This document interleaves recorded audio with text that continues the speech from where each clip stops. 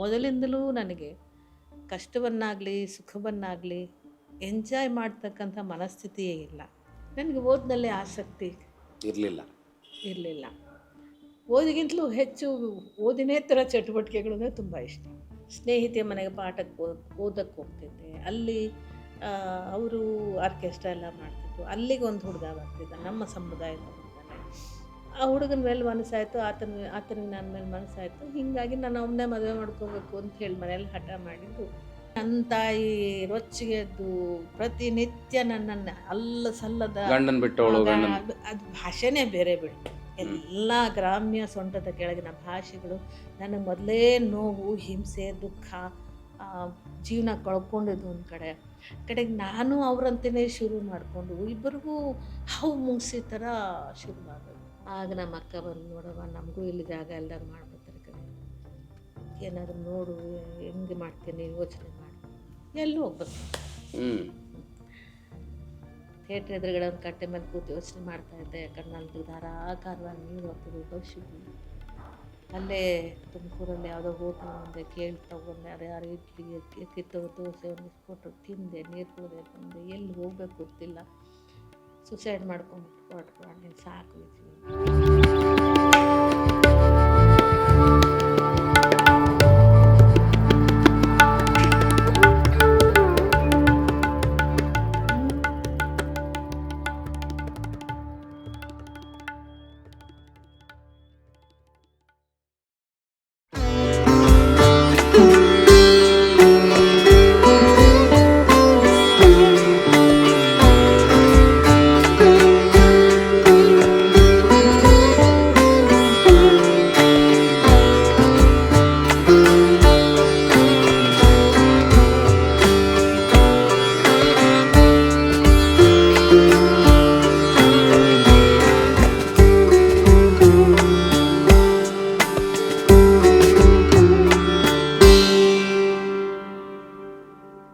ನೊಂದವರ ನೋಯದವರು ಎತ್ತಬಲ್ಲರು. ಅಕ್ಕ ಈ ಮಾತನ್ನು ಹೇಳಿರಬೇಕಾದ್ರೆ ಎಷ್ಟು ಕಷ್ಟ ಆಗಿರಬೇಕು. ಇವತ್ತು ನನ್ನೆದುರಿಗೆ ಮಹಾನ್ ಕಲಾವಿದೆಯಾಗಿ ನೀವು ಕೂತಿದ್ದೀರಿ. ಅದರ ಆಚೆಗೆ ನೀವು ಒಬ್ಬ ಮನುಷ್ಯ ಯಾವ್ಯಾವ ಕನಸುಗಳನ್ನು ಕಾಣಲಿಕ್ಕೆ ಸಾಧ್ಯ ಇಲ್ಲ ಅಂಥ ಎಲ್ಲ ರಮ್ಯವಾದ ಕನಸುಗಳನ್ನು ನನಸು ಮಾಡಿದಿರಿ. ಇದು ಇವತ್ತಿನ ಸ್ಥಿತಿ. ಆದರೆ ಇತಿಹಾಸ ಇದೆಯಲ್ಲ, ಭಾಳ ಸಲ ನೀವು ಹೇಳ್ಕೊಂಡಿದ್ದೀರಿ. ಆದರೂ ಮತ್ತೆ ಮತ್ತೆ ಯಾಕೆ ಹೇಳಬೇಕು ಅಂದರೆ, ಅದು ಬೇರೆಯವರಿಗೆ ಮಾದರಿಯಾಗಬೇಕು, ಪ್ರೇರಣೆ ಆಗಬೇಕು. ನೀವು ನಟಿಯಾಗಿ ಸಕ್ಸಸ್ ಆದ್ರಿ ಮೇಡಮ್. ಆದರೆ ಬದುಕಿನ ಬವಣೆ ಇದೆಯಲ್ಲ, ಹಿಂಸೆ ಇದೆಯಲ್ಲ, ಅದು ಯಾಕೆ ಅಷ್ಟು ಕ್ರೂರವಾಗಿತ್ತು ಮತ್ತು ಅದನ್ನು ನೀವು ಹೇಗೆ ಡೈಜೆಸ್ಟ್ ಮಾಡಿಕೊಂಡ್ರಿ?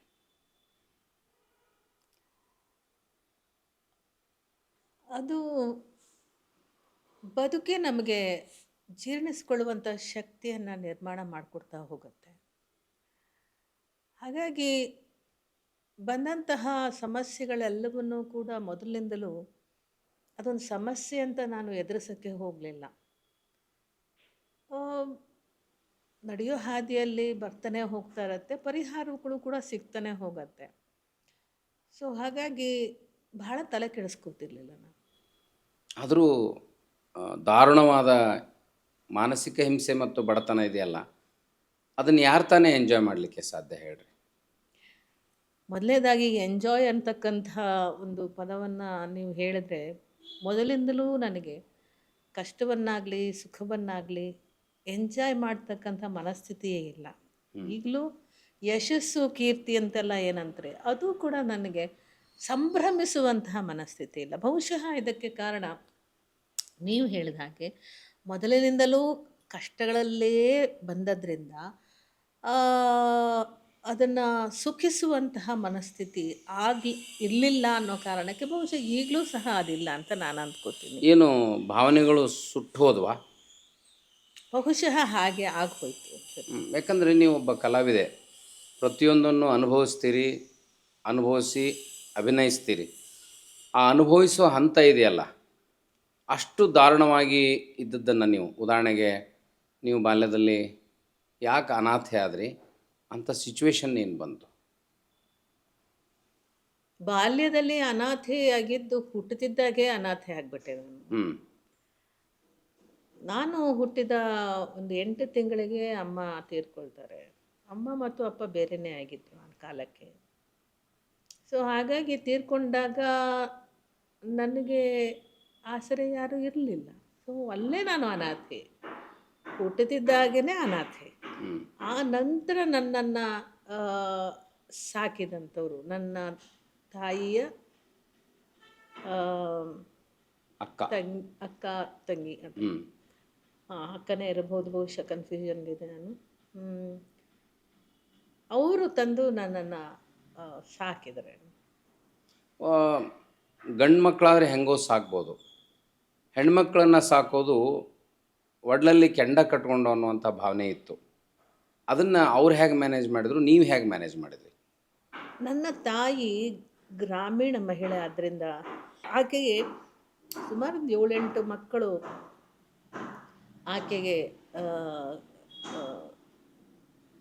ಗರ್ಭಪಾತ ಆಗೋದ್ರ ಮೂಲಕ ತೀರ್ಕೊಳ್ಳೋದ್ರ ಮೂಲಕ ಹೀಗೆಲ್ಲ ಆಗಿಲ್ಲ. ಸೊ ಸಿಗಲಿಲ್ಲ ಮಕ್ಕಳು. ಇವರಿಗೆ ಈ ಮಗು ಸಿಕ್ಕ ಮೇಲೆ ಅವರಿಗೆ ಒಂದು ಬಂಗಾರ ಸಿಕ್ಕಿದಂತಹ ಸಂತೋಷ ಆಗಿತ್ತು. ನೀವು ಸಿಕ್ಕ ಮೇಲೆ? ನಾನು ಸಿಕ್ಕ. ಹ್ಞೂ. ಅವರಿಗೆ ನನ್ನ ಮೇಲೆ ತುಂಬ ಕನಸುಗಳನ್ನು ಕಟ್ಕೊಂಡ್ರು. ಬಡತನದಲ್ಲೇ ಅವರು ನನ್ನನ್ನು ಚೆನ್ನಾಗಿ ನೋಡ್ಕೊಳ್ಳೋ ಪ್ರಯತ್ನನೂ ಮಾಡಿದ್ರು. ಎಲ್ಲಿವರೆಗೂ ಸುಮಾರು ಒಂದು 16 ವರ್ಷದವರೆಗೂ ಕೂಡ ಅವರು ನನ್ನನ್ನು ಸಾಕಿದ್ರು. 16-17ನೇ ವಯಸ್ಸಿನವರೆಗೂ ಕೂಡ. ಸಾಕು ಮಗಳು ಅಂತ ನನಗೆ ಗೊತ್ತಾಗಿದ್ದು ಕೂಡ ಒಂದು 10 ವರ್ಷ 9-10 ವರ್ಷ ಆದಮೇಲೆ ನನಗೆ ಗೊತ್ತಾಗಿದ್ದು. ಅಲ್ಲಿವರೆಗೂ ಕೂಡ ನನಗೆ ಗೊತ್ತಿಲ್ಲ. ಅಷ್ಟು ಚೆನ್ನಾಗಿ ಕಾಪಾಡ್ಕೊಂಡಿದ್ರು. ತುಂಬ ಶ್ರೀಮಂತರೇನಲ್ಲ, ಬಡತನದಲ್ಲೇ ಕೂಲಿ ಕೆಲಸ ಮಾಡ್ಕೊಂಡಿದ್ದಂಥ ನೇಕಾರಿಕೆ ಅಪ್ಪ ಮಾಡ್ತಿದ್ರು. ಅಮ್ಮನೂ ನೂಲು ತೊಡೋದು ಸುತ್ತೋದು ಮಾಡ್ತಿದ್ರು. ಹೀಗೆ ಮಾಡ್ಕೊಳ್ತಾ ಹೋಗ್ತಿದ್ರು. ಅಂಥ ದಿನಗಳಲ್ಲೂ ಕೂಡ ನನಗೆ ಹೊಟ್ಟೆಗೆ ಬಟ್ಟೆಗೆ ಏನೂ ಕಡಿಮೆ ಮಾಡಲಿಲ್ಲ. ಓದಿಸೋದಕ್ಕೂ ಕೂಡ ಪ್ರಯತ್ನ ಗೌರ್ಮೆಂಟ್ ಸ್ಕೂಲಲ್ಲಿ ಪ್ರಯತ್ನ ಮಾಡಿದ್ರು. ನನಗೆ ಓದಿನಲ್ಲಿ ಆಸಕ್ತಿ ಇರಲಿಲ್ಲ. ಸ್ವಲ್ಪ ಚೇಷ್ಟೆ ಮಗು ನಾನು. ತುಂಬ ಚುಟಿ ಮತ್ತು ಚೇಷ್ಟೆ ಭಾಳ ನಾನು. ಓದಿಗಿಂತಲೂ ಹೆಚ್ಚು ಓದಿನೇತರ ಚಟುವಟಿಕೆಗಳು ತುಂಬ ಇಷ್ಟ.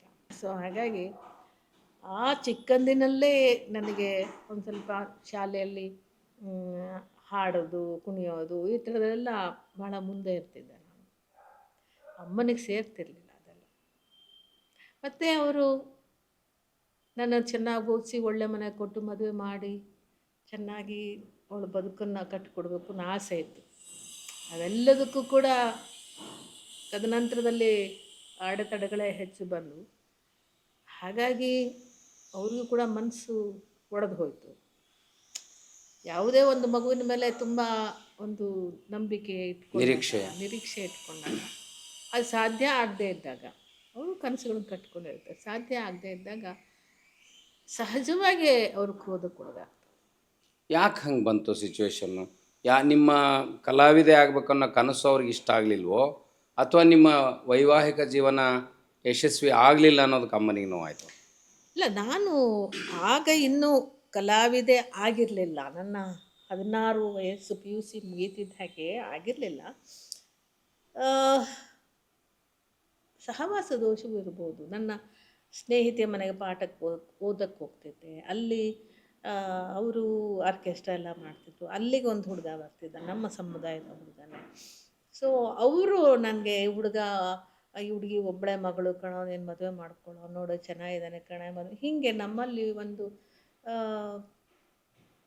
ಆ ಹುಡುಗನ ಬಗ್ಗೆ ಒಂದು ಪಾಸಿಟಿವ್ ಒಪಿನಿಯನ್ ಕೊಟ್ಟರು. ಮತ್ತು ಚಿಕ್ಕ ವಯಸ್ಸು ಅದೆಲ್ಲ ಗೊತ್ತಾಗ್ತಿರ್ಲಿಲ್ಲ ನನಗೆ. ಬಹುಶಃ ಆಕರ್ಷಣೆ ಇರ್ಬೋದೇನೋ, ವಯೋಸಹಜವಾದ ಆಕರ್ಷಣೆ.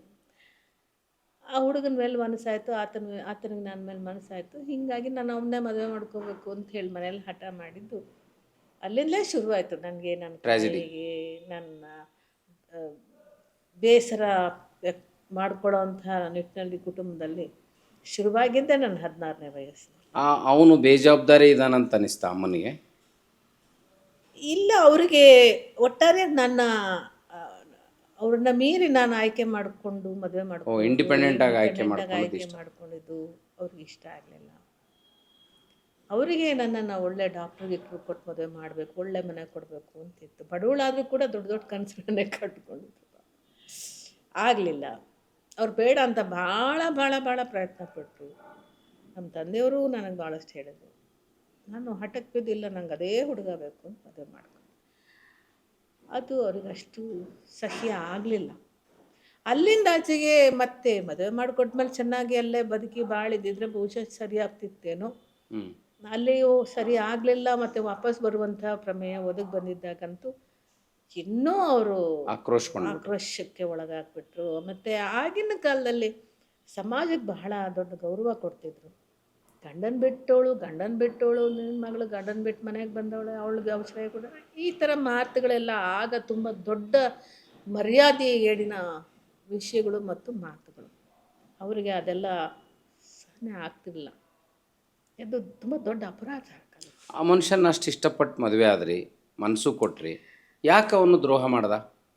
ದ್ರೋಹಕ್ಕಿಂತಲೂ ಹೆಚ್ಚಾಗಿ ಆತ ತುಂಬ ಬೇಜವಾಬ್ದಾರಿ ವ್ಯಕ್ತಿ ಅನ್ನೋದು ನನಗೆ ಅಷ್ಟು ಗೊತ್ತಿರಲಿಲ್ಲ. ಚೆನ್ನಾಗಿ ಡ್ರೆಸ್ ಗಿಸ್ ಮಾಡ್ಕೊಂಡು ಬರೋನು ನನಗೂ ಕೂಡ ಹುಡುಗ ಇಷ್ಟ ಆಯಿತು. ಅಷ್ಟು ಬಿಟ್ಟರೆ ಅವನ ಪೂರ್ವಾಪರಗಳಾಗಲಿ, ಅವನ ಕೆಲಸ, ಅವನ ಕಾರ್ಯ, ಅವನ ಬದುಕನ್ನು ನಿರ್ವಹಣೆ ಮಾಡಬಹುದಾದಂಥ ಶಕ್ತಿ ಇದೆ ಅಂತೆಲ್ಲ ಯೋಚನೆ ಮಾಡೋಷ್ಟು ವಯಸ್ಸಿರಲಿಲ್ಲ ನನಗೆ. ಅವ್ರು ನಮ್ಮ ತಾಯಿ, ನಮ್ಮ ಅತ್ತೆಯವರು ಭಾಳ ಒಳ್ಳೆಯವರು, ತುಂಬ ಒಳ್ಳೆಯವರು, ಭಾಳ ಅಂದರೆ ಭಾಳ ಒಳ್ಳೆಯ. ಸೊ ಅವರೆಲ್ಲ ಓಕೆ, ಅವ್ರ ಭಾವ ನಾದಿನಿ ಅವರೆಲ್ಲ ಓಕೆ. ಬಟ್ ಈ ವ್ಯಕ್ತಿ ಕುಡಿತಾ ಇದೆ ಅಂತಲೂ ನಂಗೆ ಗೊತ್ತಿರಲಿಲ್ಲ. ಕುಡಿತಾ ಮತ್ತು ಆತ ತುಂಬ ಅಡ್ಡೆಯ ಹುಡುಗರ ಜೊತೆ ಓಡಾಡೋದು, ಒಂದು ಸ್ಟ್ಯಾಂಡರ್ಡು ಆ ಥರದ್ದೆಲ್ಲ ಏನಿಲ್ಲ. ತುಂಬ ಲೋ ಸ್ಟ್ಯಾಂಡರ್ಡ್ ಲೈಫು, ಅದೆಲ್ಲ ನಂಗೆ ಏನೂ ಗೊತ್ತಿರಲಿಲ್ಲ. ನಾನು ಕೂಡ ಬಡತನದಲ್ಲ ಇದ್ದಿದ್ದು. ಬಟ್ ಬಡತನದಲ್ಲಿದ್ದರೂ ಕೂಡ ಕನಿಷ್ಠ ಒಂದು ಕಲ್ಚರ್ ಇರಬೇಕಲ್ಲ, ಆ ಥರದ್ದು ಏನೂ ಕಾಣಲಿಲ್ಲ. ಕೊನೆಗೆ ಅವರ ಕುಡಿಯೋದು, ಅವರ ಮಾತು ಕತೆ ನಡವಳಿಕೆ ಇವ್ಯಾವೂ ನನ್ನ ಮನಸ್ಸಿನ ಮೇಲೆ ಬಹಳ ದೊಡ್ಡ ಆಘಾತ ಉಂಟು ಮಾಡ್ಬಿಡ್ತು. ನಾನು ಅಂದ್ಕೊಂಡಿದ್ದೇನಪ್ಪ, ಸಿಕ್ಕಿದ್ದೇನು, ಹೆಂಗೆ ಜೀವನ ಮಾಡೋದು ಅನ್ನೋ ಥರದಲ್ಲಿ ಇದಾಯಿತು. ಆಕಸ್ಮಿಕವಾಗಿ ಒಂದು ಮಗುನೂ ಕೈಗಿಟ್ಬಿಟ್ನಲ್ಲ. ಮೊದಲನೇ ಮಗು, ಮದುವೆ ಆಗಿ ವರ್ಷದೊಳಗೆ ಮೊದಲನೇ ಮಗು. ಆಮೇಲೆ ಅಮ್ಮನ ಮನೆಯಲ್ಲೇ 9 ತಿಂಗಳ ಬಾಣಂತನ. ಅವ್ರ ಮನೆಗೆ ಹೋಗಿ ಮದುವೆ ಮಾಡ್ಕೊಂಡು ಹೋಗಿ 5 ತಿಂಗಳಿಗೆ ಸೀಮಂತ, ಅದಾದಮೇಲೆ ಇಲ್ಲಿ ಬರ್ತೀನಿ. ಹೆರಿಗೆ 9 ತಿಂಗಳಿಗೆ ಆಗತ್ತೆ, ಮತ್ತು ಅದಾದಮೇಲೆ 9 ತಿಂಗಳು ಬಾಣಂತನ. ಹೀಗೆ 1 ವರ್ಷ ಕಾಲ ಅಮ್ಮನ ಮನೇಲೇ ಸೇರ್ಕೊಂಡಿದ್ದೆ. ಸೊ ಅದಾದಮೇಲೆ ಮತ್ತೆ ಅವ್ರ ಮನೆಗೆ ಹೋದೆ, ಬಾಣಂತನ ಮುಗಿಸ್ಕೊಂಡು. ಮನೆಗೆ ಹೋದ್ಮೇಲೆ ನಾನು ಒಂದು ಕೆಲಸಕ್ಕೆ ಸೇರಿಕೊಂಡೆ. ಅಣ್ಣಮ್ಮ ದೇವಸ್ಥಾನ ಹತ್ರ ಒಂದು ಆಪ್ಟಿಕಲ್ ಶಾಪ್ ಇತ್ತು. ಅಲ್ಲಿ 150-200 ರೂಪಾಯಿ ಒಂದು ಸಂಬಳ. ಅಂದರೆ ಅದಕ್ಕಿಂತಲೂ ಮೊದಲು ಸಂಗಮ್ ಥಿಯೇಟರ್ ಅಂತಿತ್ತು. ಬಸ್, ಈಗೇನು ನಮ್ಮ KSRTC ಬಸ್ ಸ್ಟ್ಯಾಂಡ್ ಇದೆಯಲ್ಲ, ಅದ್ರ ಎದುರುಗಡೆ ಇತ್ತಲ್ಲ, ಅಲ್ಲಿ ಸ್ಟಾಲ್ಸ್ ಬರ್ತಿತ್ತು. ಅಲ್ಲಿ 75 ರೂಪಾಯಿ ತಿಂಗಳಿಗೆ ಸಂಬಳ ಕೊಡ್ತಿದ್ರು, ಸೇಲ್ಸ್ ಗರ್ಲಾಗಿ. ಅಲ್ಲಿ ಕೆಲಸ ಮಾಡ್ತಿದ್ದೆ. ಆಮೇಲೆ ಇಲ್ಲಿ ಬಂದೆ. ಅಂದರೆ ಗಂಡ ನಿಮ್ಮನ್ನು ಸಾಕಲ್ಲ ಅಂತ ಗೊತ್ತಾದ್ಮೇಲೆ ಇವು ಡಿಸೈಡೆಡ್ ಟು. ನಾನು ನಮ್ಮ ಅತ್ತೆಯವ್ರನ್ನೆಲ್ಲ ಒಪ್ಪಿಸಿ ಮಾಡಿ ನಾನು ಕೂಡ ದುಡಿಯೋಕ್ಕೆ ಹೋಗಿ. ಇವನಂತೂ ದುಡಿಯಲ್ಲ, ನಾನಾದರೂ ದುಡಿತೀನಿ. ದುಡಿತಿದ್ದ. ಅಲ್ಲಿ ಹೆಂಗಿತ್ತು ಅಂತಂದರೆ, ವಾರಕ್ಕೊಬ್ಬರು 20 ರೂಪಾಯಿ, ಒಬ್ಬರು 15 ರೂಪಾಯಿ, ಇವನು 10 ರೂಪಾಯಿ ಹಿಂಗೆ ಕೊಡೋದು. ಪಾಪ ನನ್ನ ಅತ್ತೆಗೆ ನಿಭಾಯಿಸೋದು ಕಷ್ಟ ಆಗ್ತಿತ್ತು ಸಂಸಾರ. ಅವನಿಗೆ 2 ಮಕ್ಕಳಿದೆ, 20 ರೂಪಾಯಿ, ನಂಗೆ ಒಂದೇ ಮಗು ಇದೆ, 15 ರೂಪಾಯಿ, ನಮಗೆ ಗಂಡ ಹೆಂಡ್ತಿಲೋ 10 ರೂಪಾಯಿ, ಹೀಗೆಲ್ಲ ಆಗಿನ ಕಾಲದಲ್ಲಿ. ಪಾಪ ನನಗೆ ಇವತ್ತಿಗೂ ನಮ್ಮ ಅತ್ತೆಯವ್ರನ್ನ ಕಂಡ್ರೆ ಯಾಕೆ ಅಷ್ಟು ಪ್ರೀತಿ ಬರುತ್ತೆ ಅಂತ ಹೇಳಿದ್ರೆ, ಅವರು ಕೂಡ 2ನೇ ಹೆಂಡತಿಯಾಗಿ ಗಂಡ ತೀರ್ಕೊಂಡು ಅಷ್ಟು ಮಕ್ಕಳನ್ನೆಲ್ಲ ಸಾಕಿ, ದಾಯಾದಿಗಳ ಹತ್ರ ಎಲ್ಲ ಫೈಟ್ ಮಾಡಿ ತನಗೆ ಬರೋ ಭಾಗ ಇಸ್ಕೊಂಡು, ಇವತ್ತಿಗೂ ಅವರೆಲ್ಲ ಬಾಡಿಗೆ ಬರೋ ಹಂಗೇನಾಗಿದ್ರೆ ಆ ತಾಯಿ ಪುಣ್ಯದಿಂದ ಆ ಜಾಗ ಉಳಿಸ್ಕೊಟ್ಟಿದ್ದಕ್ಕೆ ಇವತ್ತಿನ ದಿವಸ ಈ ಜನ್ರೇಷನ್ನವರು ಊಟ ಮಾಡ್ತಿದ್ದಾರೆ.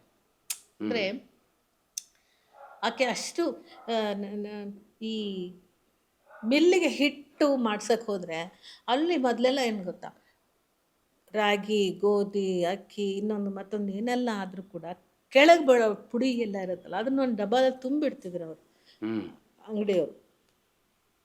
ಅದನ್ನು ತಂದು ನಮ್ಗಳಿಗೆಲ್ಲ ಮುದ್ದೆ ಮಾಡಿ ಹಾಕ್ತಿದ್ರು ಹ್ಞೂ ಜರಡಿ ಹಿಡಿದು. ನಿಮ್ಮ ಅತ್ತೆ. ನಮ್ಮ ಅತ್ತೆ ಅಷ್ಟು ಬಡತನದಲ್ಲಿ ಪಾಪ ಅವರು ಇದ್ದರು. ಅದೊಂದು ವಿಚಿತ್ರವಾದ ಗಟ್ಟಿ ಹೆಣ್ಮಗಳು. ಹ್ಞೂ ಭಾಳ ಮಗ ಏನಾರ ಮಾಡ್ಕೊಳ್ಳಿ ಮಗ ನಿಮ್ಮನ್ನ ನೋಡ್ಕೋಬೇಕು. ಮಗ ತಾಯಿ ಮೇಲೆ ತುಂಬ ಪ್ರೀತಿ. ಚಿಕ್ಕವನಿಗೆ ಎಲ್ಲ ಮಕ್ಕಳಿಗೂ ತಾಯಿ ಮೇಲೆ ಪ್ರೀತಿನೇ, ಇವನಿಗೆ ವಿಶೇಷವಾಗಿ ಪ್ರೀತಿ. ಅಮ್ಮ ಹೇಳಿದ್ರೆ ನೀನು ದಾಟ್ತಿರ್ಲಿಲ್ಲ.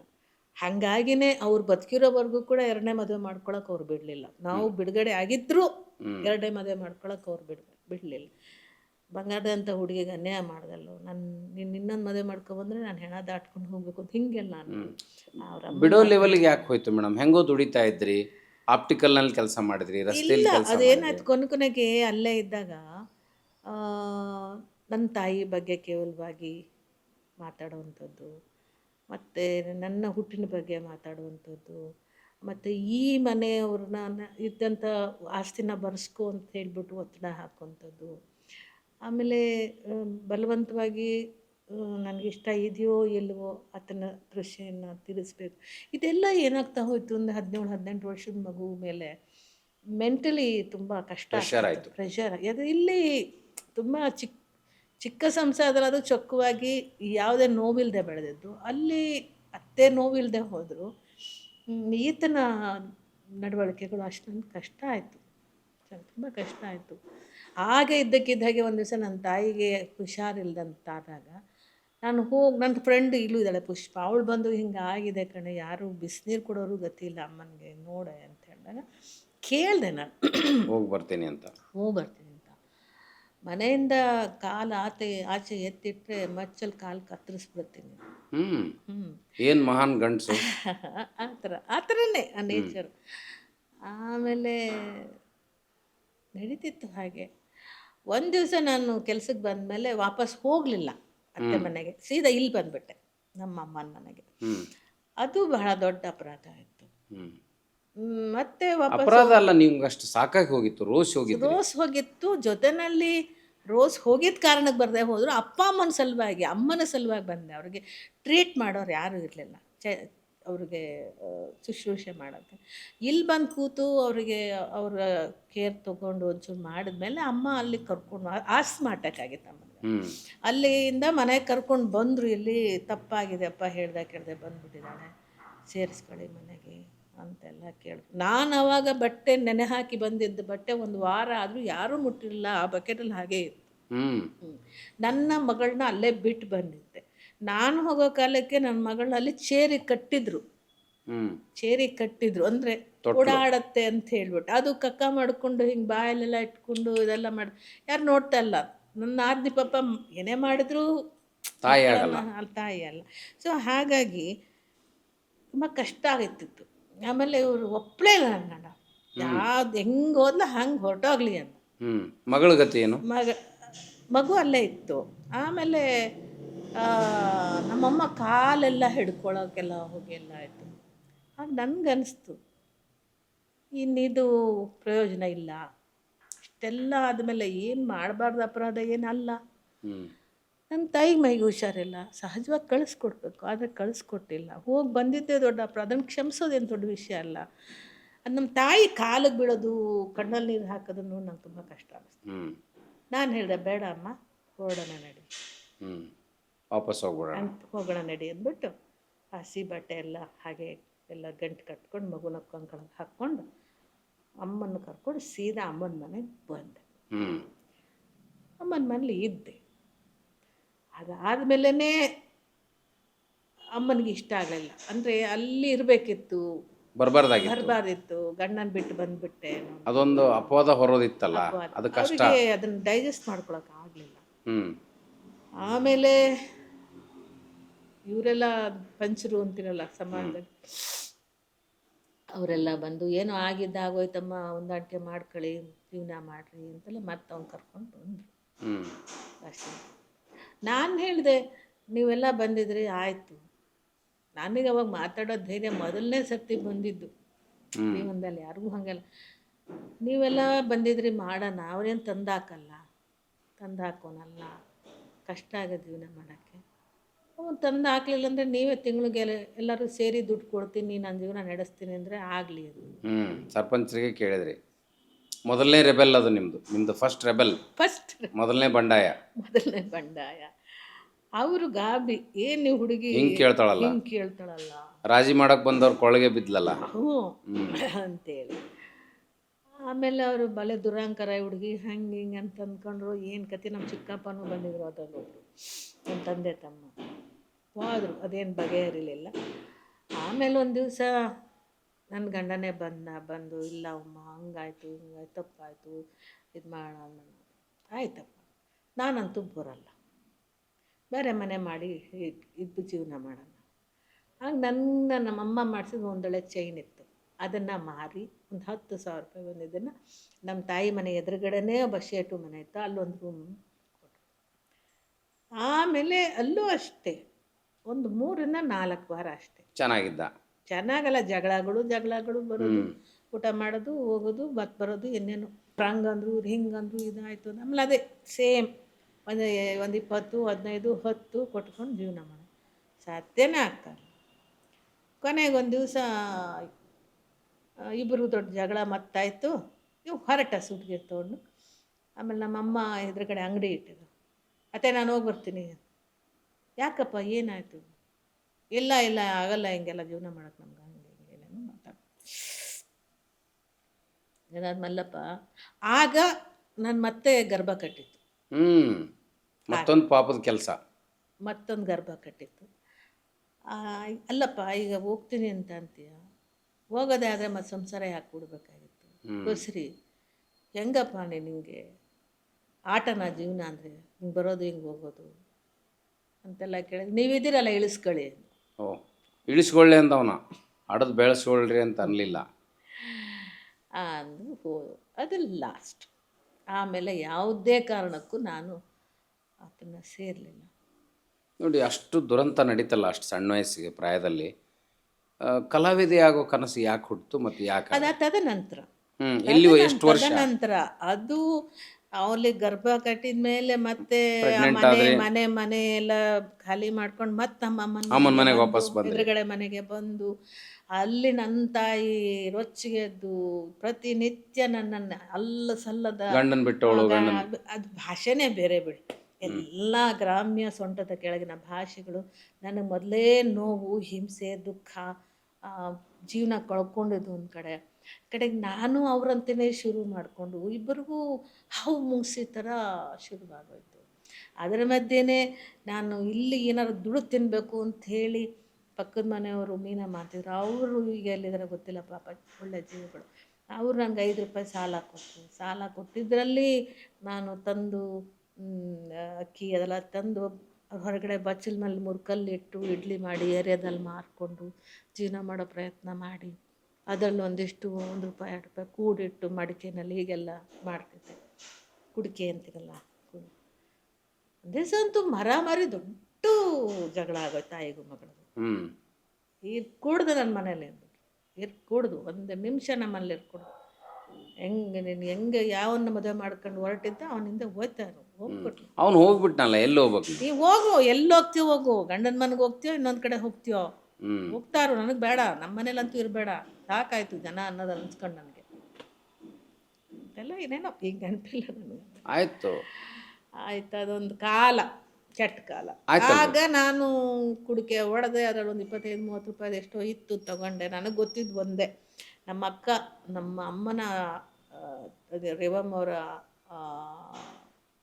ಅಕ್ಕ, ಅವ್ರ ಮಗಳು ಅನ್ಸೂಯ ಅಂತೇಳಿ, ಅವಳು ಅಲ್ಲಿ ತುಮಕೂರಲ್ಲಿ ರಂಗಮಂದಿರ, ಹಿರಣ್ಯ ಮಿತ್ರ ಮಂದಿರ, ಅಲ್ಲಿ ಮುನಿರಂಗಪ್ಪ ಅವರು ಅಂತೇಳಿ ಇದು ಭಾಳ ಫೇಮಸ್ ಮ್ಯಾನೇಜ್ಮೆಂಟ್ ಅವಾಗ. ಅವರೇ ನಮ್ಮ ಕುಟುಂಬದಲ್ಲಿ ಸ್ವಲ್ಪ ಶ್ರೀಮಂತರಾಗಿರ್ತಾರೆ ಆ ಕಾಲಕ್ಕೆ. ಒಬ್ಬರು ತಿಮ್ಮಣ್ಣ ಮತ್ತು ಇವರಿಬ್ಬರು, ಇವ್ರು ದೊಡ್ಡವರು ಏನು ಅಷ್ಟೇ. ಇನ್ನೊಬ್ಬರು ಅಂದಾನಪ್ಪ ಅಂತ, ಅವರು ಏನಷ್ಟೇ. ಸೊ ನ್ಯಾಯ ಪಂಚಾಯತಿ ಬಂದಿದ್ದವ್ರು ತಿಮ್ಮಣ್ಣನೂ ಮುನಿರಂಗಪ್ಪರು ಚೆನ್ನಾಗಿತ್ತು. ಆಮೇಲೆ ನಾನು ಗಂಡನ ಬಿಟ್ಟು ಬಂದಿರೋದು ಅದೆಲ್ಲ ಅವ್ರಿಗೂ ಮೆಸೇಜ್ ಹೋಗಿತ್ತು. ನಾನು ಅಲ್ಲಿ ಹೋದಾಗ ಒಂದು 5-6 ದಿವಸ ಇತ್ತೆ. ಅವನು ಪರದೆ ಜಗ್ಗಕ್ಕಿದ್ದ ಅನ್ಸಿಯವ್ರ ಯಜಮಾನ ವೆಂಕಟೇಶ್. ನಂತರ ಇವ್ರು ಅಲ್ಲಿಗೆ ಒಂದು ದಿವಸ ಬಂದು ಏನಕ್ಕೆ ಬಂದಾಳೆ ಇವಳು ಇಲ್ಲಿ ಅಂತ ಕೇಳಿದ್ದಾರೆ.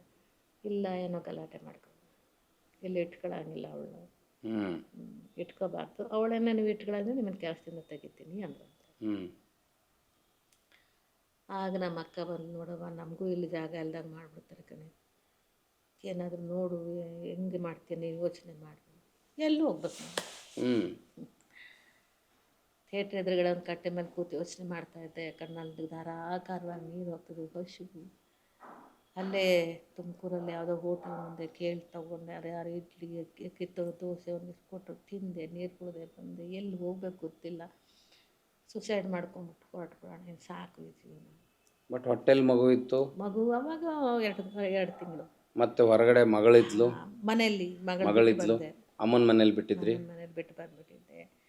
ಏನು ಪ್ರಯೋಜನ ಇಲ್ಲ, ಈ ಜೀವನ ಹಾಳು ಮಾಡ್ಕೊಂಡು ಆಯ್ತು, ಮುಗ್ದೋಯ್ತು, ಕೆಡಿಸ್ಕೊಂಡ್ಬಿಟ್ಟೆ ಜೀವನನ ಅಂತ ಹೇಳ್ಬಿಟ್ಟು ತುಂಬ ದುಃಖ ಆಯಿತು. ಆಗ ಸಂಜೆ ಹೊತ್ತಿನಲ್ಲಿ ನಮ್ಮ ಮೂರ್ತಿ ಅಣ್ಣ ಅಂತ ತುಮಕೂರಲ್ಲಿ ಆ ಕಾಲಕ್ಕೆ ಸೀನ್ರಿ ಎಲ್ಲ ಇಟ್ಟಿದ್ರು. ಏನು ಮಗ ಯಾಕೆ ಇಲ್ಲಿ ಕೂತಿದ್ಯೋ, ಒಬ್ಬಳ ಕೂತಿದ್ಯಲ್ಲ ಅಂತೆಲ್ಲ ಬಂದು ಸಹಜವಾಗಿ ಕಟ್ಟೆ ಮೇಲೆ ಬಂದು ಕೂತು ಕೇಳಿದ್ರು. ಅಳ್ತಿದ್ನಲ್ಲ, ಯಾಕೆ ಅಳ್ತಿದ್ವಿ? ಹಣ ಹಿಂಗೆ ಆಗೋಗಿದ್ದಾನೆ, ಏನು ಬದುಕಿ ಏನು ಮಾಡೋದು, ನಮ್ಮ ಮನಸ್ಸಿಗೆ ಇಷ್ಟ ಇಲ್ಲ, ನೋವಾಗ್ತಾಯಿದೆ. ಈ ಟೈಮಲ್ಲಿ ಹಿಂಗೆಲ್ಲ ಮಾತಾಡ್ಕೊಂಡು ಇಲ್ಲಿ ಕೂತ್ಕೊಬೇಡ, ಎದ್ದಾಳ ಮೇಲೆ ನೀನು ಬಾ ನನ್ನ ಜೊತೆಯಲ್ಲಿ,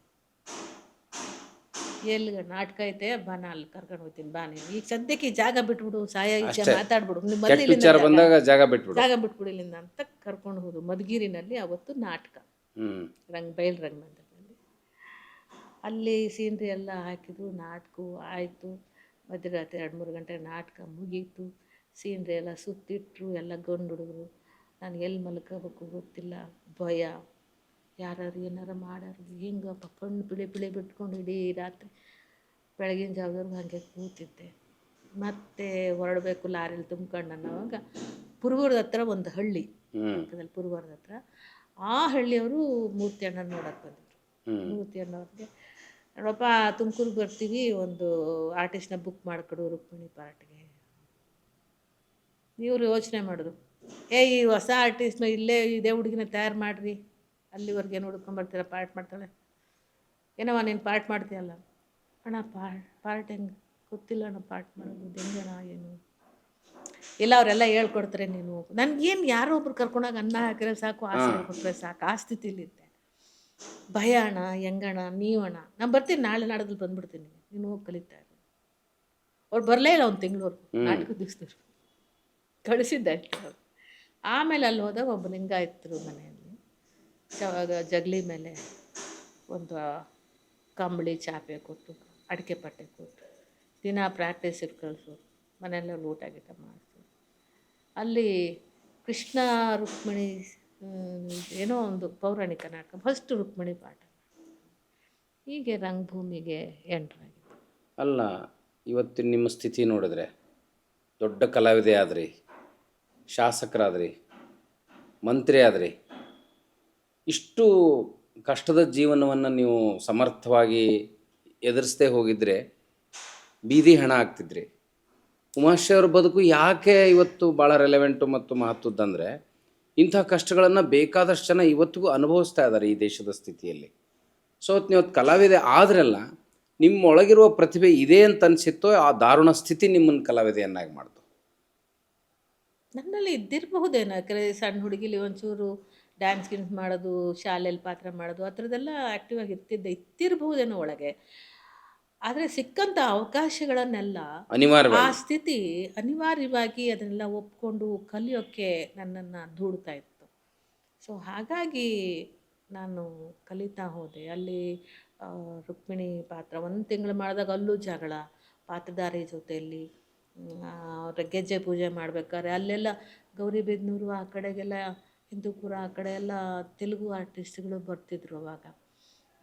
ಅವರೆಲ್ಲ ಸ್ವಲ್ಪ ಬೇರೆ ಥರನೇ ಇರ್ತಿದ್ರು, ದಕ್ ಕುಡಿಯೋದು, ಅವ್ರ ಮೇಲೆ ಮೈ ಮೇಲೆ ಬೀಳೋದು, ಎಳ್ಕೊಳ್ಳೋದು, ಏನೇನೋ ಒಂಥರ ವಿಚಿತ್ರ ಪಾತ್ರ ಮಾಡೋರೆಲ್ಲ ಒಂಥರ. ನಮ್ಮಗಳಿಗೆ ಅದೆಲ್ಲ ಹೊಸದು. ತಾನೇ ಮನೆಯಿಂದ ಹೊರಗಡೆ ಹೋಗಿರೋ ಒಂದು ಸಣ್ಣ ಹುಡುಗಿ, ಆ ಜೀವ ಎಲ್ಲ ಏನು ಕಂಡ್ರೂ ಭಯ, ಯಾರು ಮುಟ್ಟಿದ್ರು ಭಯ. ಅವನಿಗೆ ಎಳೆದು ಹಿಡ್ಕೊಂಡು ಪಾರ್ಟ್ ಮಾಡಬೇಕು ಅವನಿಗೆ ಒಂಥರ ಬಿಂದಾಸಾಗಿ ನಾನು ಮುಟ್ಟಿಸ್ಕೊಳ್ದೆ ಪಾರ್ಟ್ ಮಾಡ್ಕೊಳೋಳು ನಾನು. ಅದೆಲ್ಲ ಜಗಳ ಎಲ್ಲ ಆಗಿ ಕೊನೆಗೆ ಅವ್ನು ನಾನು ಅಲ್ಲೂ ಸಿಕ್ಕಾಪಟ್ಟೆ ಬೈದಾಡಿ ಹ್ಮ್ ಸಿ ಯಾವಾಗಿಂದ ನಿಮ್ಮನ್ನ ರಕ್ಷಣೆ ಮಾಡ್ಕೊಳಕ್ ನೀವು ರ್ಯಾಶ್ ಆಗಿಬಿಟ್ರಿ. ರ್ಯಾಶ್ ಅಲ್ಲಿಂದ ಶುರು. ನೀವು ಗಂಡು ಬೇರೆ ಆಗದೆ ಹೋದ್ರೆ ಅವ್ನು ನಿಮ್ಮ ಮೇಲೆ ಅನ್ಯಾಯ ಮಾಡ್ತಾನೆ, ನನ್ನನ್ನು ನಾನು ಉಳಿಸ್ಕೊಳ್ಳಬೇಕಿತ್ತಲ್ಲ, ಅತ್ಯಾಚಾರ ಮಾಡ್ತಾನೆ. ಅಲ್ಲಿ ಅಲ್ಲಿಂದನೇ ಶುರುವಾಯ್ತು ನನಗೆ ಆ ಒಂದು ರೆಬಲಿಸಮು, ಆ ಒಂದು ಮಾತಿನ ಧಾಟಿ. ಇನ್ನೊಂದು ಮತ್ತೆ ಯಾವಾಗ ಮನೆಯಲ್ಲಿ ಅಮ್ಮನ ಜೊತೆ ಶುರುವಾಯ್ತಲ್ಲ, ಹ್ಮ್ ಏಟಿಗೆ ಏಟು ಮಾತಿಗೆ ಮಾತು ಅನ್ನೋ ಥರದ ಒಂಥರ ಗಂಡು ಬೇರೆ ಆಟಿಟ್ಯೂಡ್ ಗಂಡು ಬಿರಿ ಆಟಿಟ್ಯೂಡು ಸ್ಟಾರ್ಟ್ ಆಯ್ತಲ್ಲ. ಆವಾಗ ಆಮೇಲೆ ಆ ಊರವರು ಪಾಪ ಒಳ್ಳೆ ಹುಡುಗಿ, ಇವನೇನಪ್ಪ ನಾಳೆ ಬೆಳಗ್ಗೆ ಎದ್ರೆ ಹುಡುಗಿ ಏನಾರು ಅನ್ಯಾಯ ಮಾಡ್ಬಿಡ್ತಾನೆ, ಅವನು ಸ್ವಲ್ಪ ಊರೊಳಗೆ ಒಂಥರ ಉಡಾಫೆ, ಒಂಥರ ಹೊರಟು ಹುಡುಗ. ನಾಟಕಕ್ಕೆ ಚೇರ್ಮನ್ರು ಬಂದಿದ್ದು, ಪುರವರ ಚೇರ್ಮನ್ರು ನಂಜಪ್ಪಣ್ಣ ಅಂತ ಅಲ್ಲಿ ಫೋಟೋ ಇದೆ ಆಯಿತಾ, ನಂಜಪ್ಪಣ್ಣ ಮತ್ತು ಸರ್ವಕ್ಕ ಅವರು ಬಂದಿದ್ರು. ಅವರಿಗೆ ಇವರು ಒಪ್ಸಿದ್ರು, ಹಿಂಗೆ ಆಗಿದೆ ನಮ್ಮ ಊರಲ್ಲಿ ಅಣ್ಣ, ಹುಡುಗಿನ ಬೆಳಗ್ಗೆ ಅದು ಎಲ್ಲಿ ಕಳಿಸ್ಬೇಕು ಅಂತ ನಮ್ಗೆ ಗೊತ್ತಾಗ್ತಾ ಇಲ್ಲ.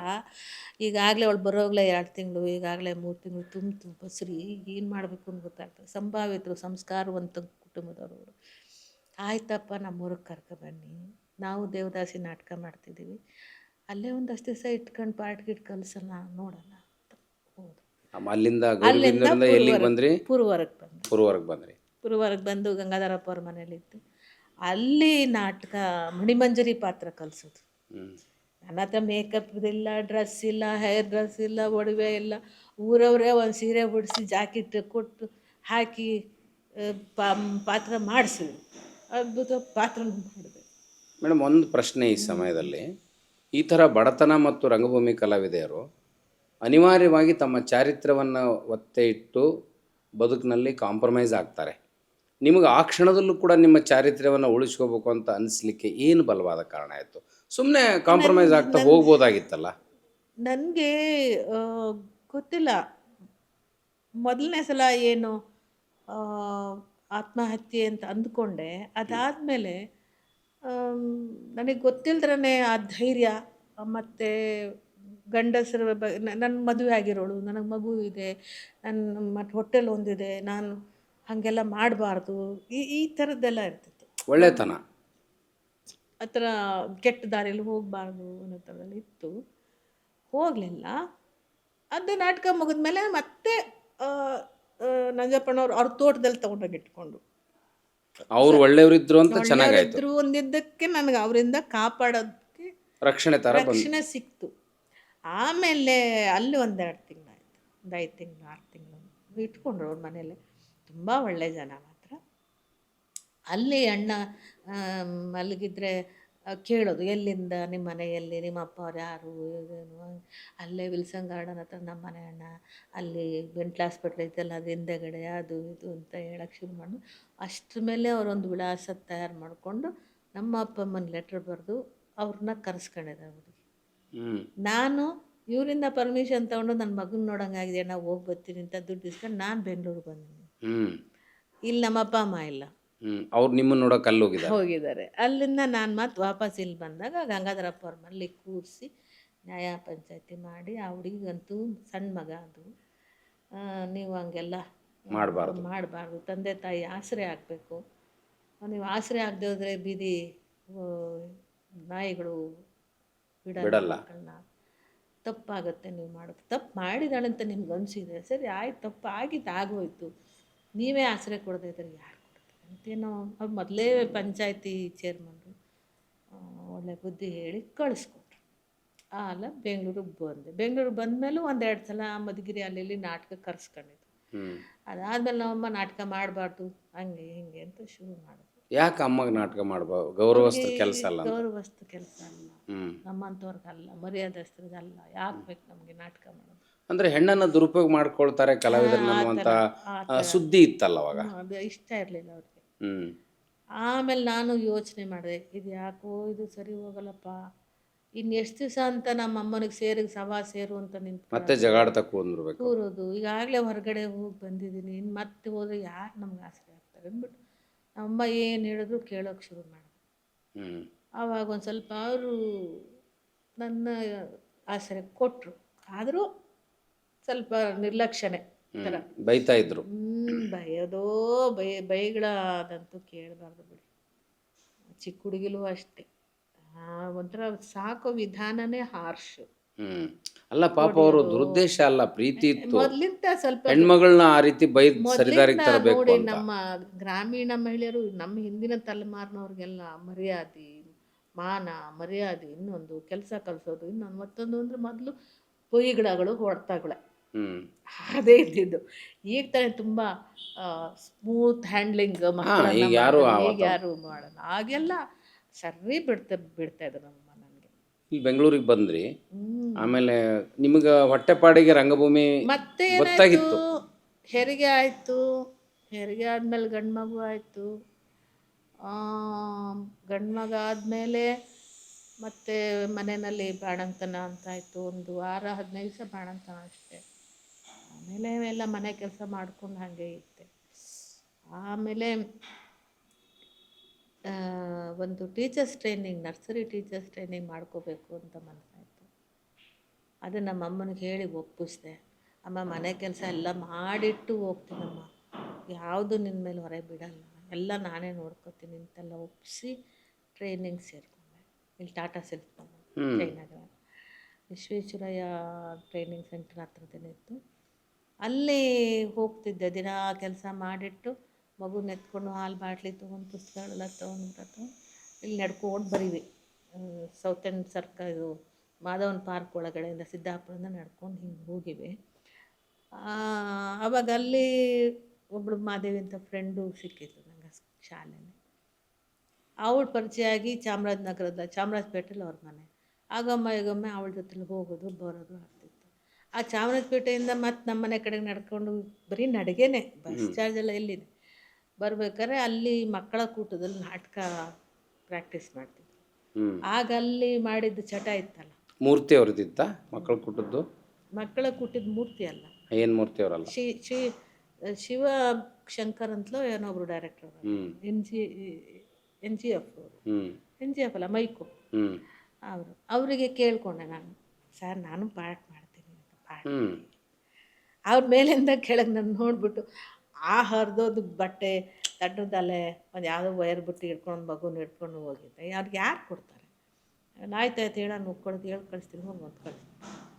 ಮನೆಗೆ ಬಂದೆ. ಆಮೇಲೆ ಹಿಂಗೆ ಹೋಗೋದು ಬರೋದು, ಕಾಲೇಜು ಟ್ರೈನಿಂಗ್ ಸೆಂಟ್ರಿಗೆ ಹೋಗೋದು ಬರೋದು ಎಲ್ಲ ಆಗ್ತಿತ್ತು. ಒಂದು ದಿವಸ ನನಗಲ್ಲಿ ಮೈಕೋ ಚಂದ್ರೂರು ಅಂತ, ಅವರು ರಂಗಸಂಪದದಲ್ಲಿ one of the member. So ರಂಗಸಂಪದದ ಮೆಂಬರ್ ಇದ್ದಾಗ ಅವ್ರು ಮೈಕೋ ನಾಟಕದಲ್ಲೂ ಪಾರ್ಟ್ ಮಾಡ್ತಾರೆ. ಅಲ್ಲಿ ನಾನು ಹೋಗಿದ್ದ ಮಕ್ಕಳ ಕೂಟ ಹತ್ರ ಅವ್ರು ನಾನು ನೋಡಿದ್ರಲ್ಲ, ಇಲ್ಲಿ ರಸ್ತೆಯಲ್ಲಿ ನಿಲ್ಲಿಸಿದ್ರು ನಾನು. ಅಮ್ಮ, ನಿಮ್ಮ ಮನೆ ಅಲ್ಲಿ ಬಂದಿದ್ದೆ? ಹೌದು ಸರ್. ಹಿಂಗೆ ನಾಟಕದಲ್ಲಿ ಮಾಡಬೇಕು ಅಂತ ಆಸೆ ಇದೆ. ಹೌದು ಸರ್. ಹಾಗಾದರೆ ನಮ್ಮದೊಂದು ತಂಡ ಇದೆ, ಬರ್ತೀಯಮ್ಮ? ಆವಾಗ ಸಂಖ್ಯಾ ಬಾಳ್ಯ ವಿಜಯ್ ಕಾಶಿ ಹೀರೋ ಆಗಿ ಮಾಡ್ತೀವಿ ರಂಗಸಂಪತ್ತು. ಮೈಜು ಬರಲ್ಲ. ಇಲ್ಲಿ ಕಾರ್ಪೊರೇಷನ್ ಹತ್ರ ಒಂದು ಸ್ಕೂಲ್, ಯೂನಿಯನ್ ಸ್ಕೂಲ್ ಅಂತ, ಯುಟಿಲಿಟಿ ಬಿಲ್ಡಿಂಗ್ ಹಿಂದಗಡೆ ಅಲ್ಲಿ ಪ್ರಾಕ್ಟೀಸ್ ಆಗ್ತಿತ್ತು. ಅಲ್ಲಿ ಕರ್ಕೊಂಡೋಗಿ ಸೇರಿಸ್ಕೊಂಡ್ರು ಮೆಂಬರಾಗಿ, ಒಂದು ಸದಸ್ಯಾಗಿ. ಅಲ್ಲಿ ನಾಟಕಗಳಲ್ಲಿ ಹಾಡೋದಕ್ಕೆ ಹಿನ್ನೆಲೆಯಲ್ಲಿ ಕೂರ್ತಿದ್ದೆ. ಅದು ಹವ್ಯಾಸಿ ರಂಗಭೂಮಿ, ಪ್ರೊಫೆಷ್ನಲ್ ಅಲ್ಲ. ಅದೇ ವೃತ್ತಿ ರಂಗಭೂಮಿಯಿಂದ ಹವ್ಯಾಸಿಗೆ ಬಂದೆ. ಆಮೇಲೆ ಆ ತಂಡದಲ್ಲೇ ಸೇರಿಕೊಂಡು ಪಾತ್ರ ಮಾಡ್ತಾ ಬಂದೆ. ಇದರ ಮಧ್ಯದಲ್ಲಿ ಒಂದು ದಿವಸ ಸಜ್ಜನರಾವ್ ಸರ್ಕಲ್ ಹತ್ರ ನನ್ನ 7ನೇ ಕ್ಲಾಸಲ್ಲಿ ಓದ್ತಾ ಇದ್ದೆ ಗೆಳತಿ ಪುಷ್ಪ ಅಂತ ಸಿಕ್ಕಿಲ್ಲ. ಅವಳು ಅಷ್ಟೊತ್ತಿಗೆ ಇಲ್ಲಿ ವೃತ್ತಿ ರಂಗಭೂಮಿನೇ, ಗ್ರಾಮೀಣ ರಂಗಭೂಮಿನಲ್ಲಿ ಅಮೇಚೂರ್ ನಟಿಯಾಗಿ ಒಳ್ಳೆ ಸಕ್ಸಸ್ ಆಗಿ ತುಂಬ ಟಾಪಲ್ಲಿದ್ಳು. ಸೊ ಅವಳು ನನಗೆ ಸಿಕ್ಕಾಗ ನನ್ನ ಕಷ್ಟ ಸುಖ ಎಲ್ಲ ಕೇಳಿ ನಾನು ಪಾರ್ಟ್ ಮಾಡಿದ್ದೆ ಅನ್ನೋದನ್ನ ತಿಳ್ಕೊಂಡು ಅವಳು ನನಗೆ ಮತ್ತೆ ಗ್ರಾಮೀಣ ರಂಗಭೂಮಿಗೆ ಕರ್ಕೊಂಡು ವಿಡಿಯ ಹತ್ರ ಹಿಂದೆಗಡೆ ಒಂದು ವಿಡಿಯ ಫ್ಯಾಕ್ಟ್ರಿ, ನೆಲಮಂಗಲ ರೋಡ್, ಅದೇ ಹಿಂದೆ ಒಂದು ಸ್ಲಮ್ ಇತ್ತು. ಅಲ್ಲಿ ಪೌರಾಣಿಕ ನಾಟಕ. ಅವತ್ತು ಅಲ್ಲಿ ಅವಳು ನನ್ನ ಡ್ರೆಸ್ ಎಲ್ಲ ಹಾಕಿಬಿಟ್ಟು ಅವಳದೇ ಗೆಜ್ಜೆ ಎಲ್ಲ ಕಟ್ಟಿ ದರ್ಬಾರ್ ಡ್ಯಾನ್ಸಿಗೆ ಬಿಟ್ಲು. 50 ರೂಪಾಯಿ ಕೊಡಿಸಿದ್ಲು. ಅದು ನನ್ನ ಗ್ರಾಮೀಣ ರಂಗಭೂಮಿ ಎಂಟ್ರಿ. ಓ, ಈ ಕಡೆ ಗ್ರಾಮೀಣ ರಂಗಭೂಮಿನೂ ಉಳಿಸ್ಕೊಂಡ್ರಿ, ಈ ಕಡೆ ಹವ್ಯಾಸಿ ರಂಗಭೂಮಿನೂ ನಿಮಗೆ ಸಿಕ್ತು. ಸೊ ಹಾಗೆ ಗ್ರಾಮೀಣ ರಂಗಭೂಮಿಲಿ ಹೆಂಗೆ ಕಲಿತೆ ಪಾರ್ಟ್ ಮಾಡ್ತಿದ್ದೆ. ಹಾಡು ಹೇಳಕ್ಕೆ ಬರ್ತಿದ್ದಿಲ್ಲ, ಹಾಗೆ ಎಲ್ಲ ಮಾಡ್ಕೊಂಡು ಟಾಪ್ ಆರ್ಟಿಸ್ಟ್ ನಾನು.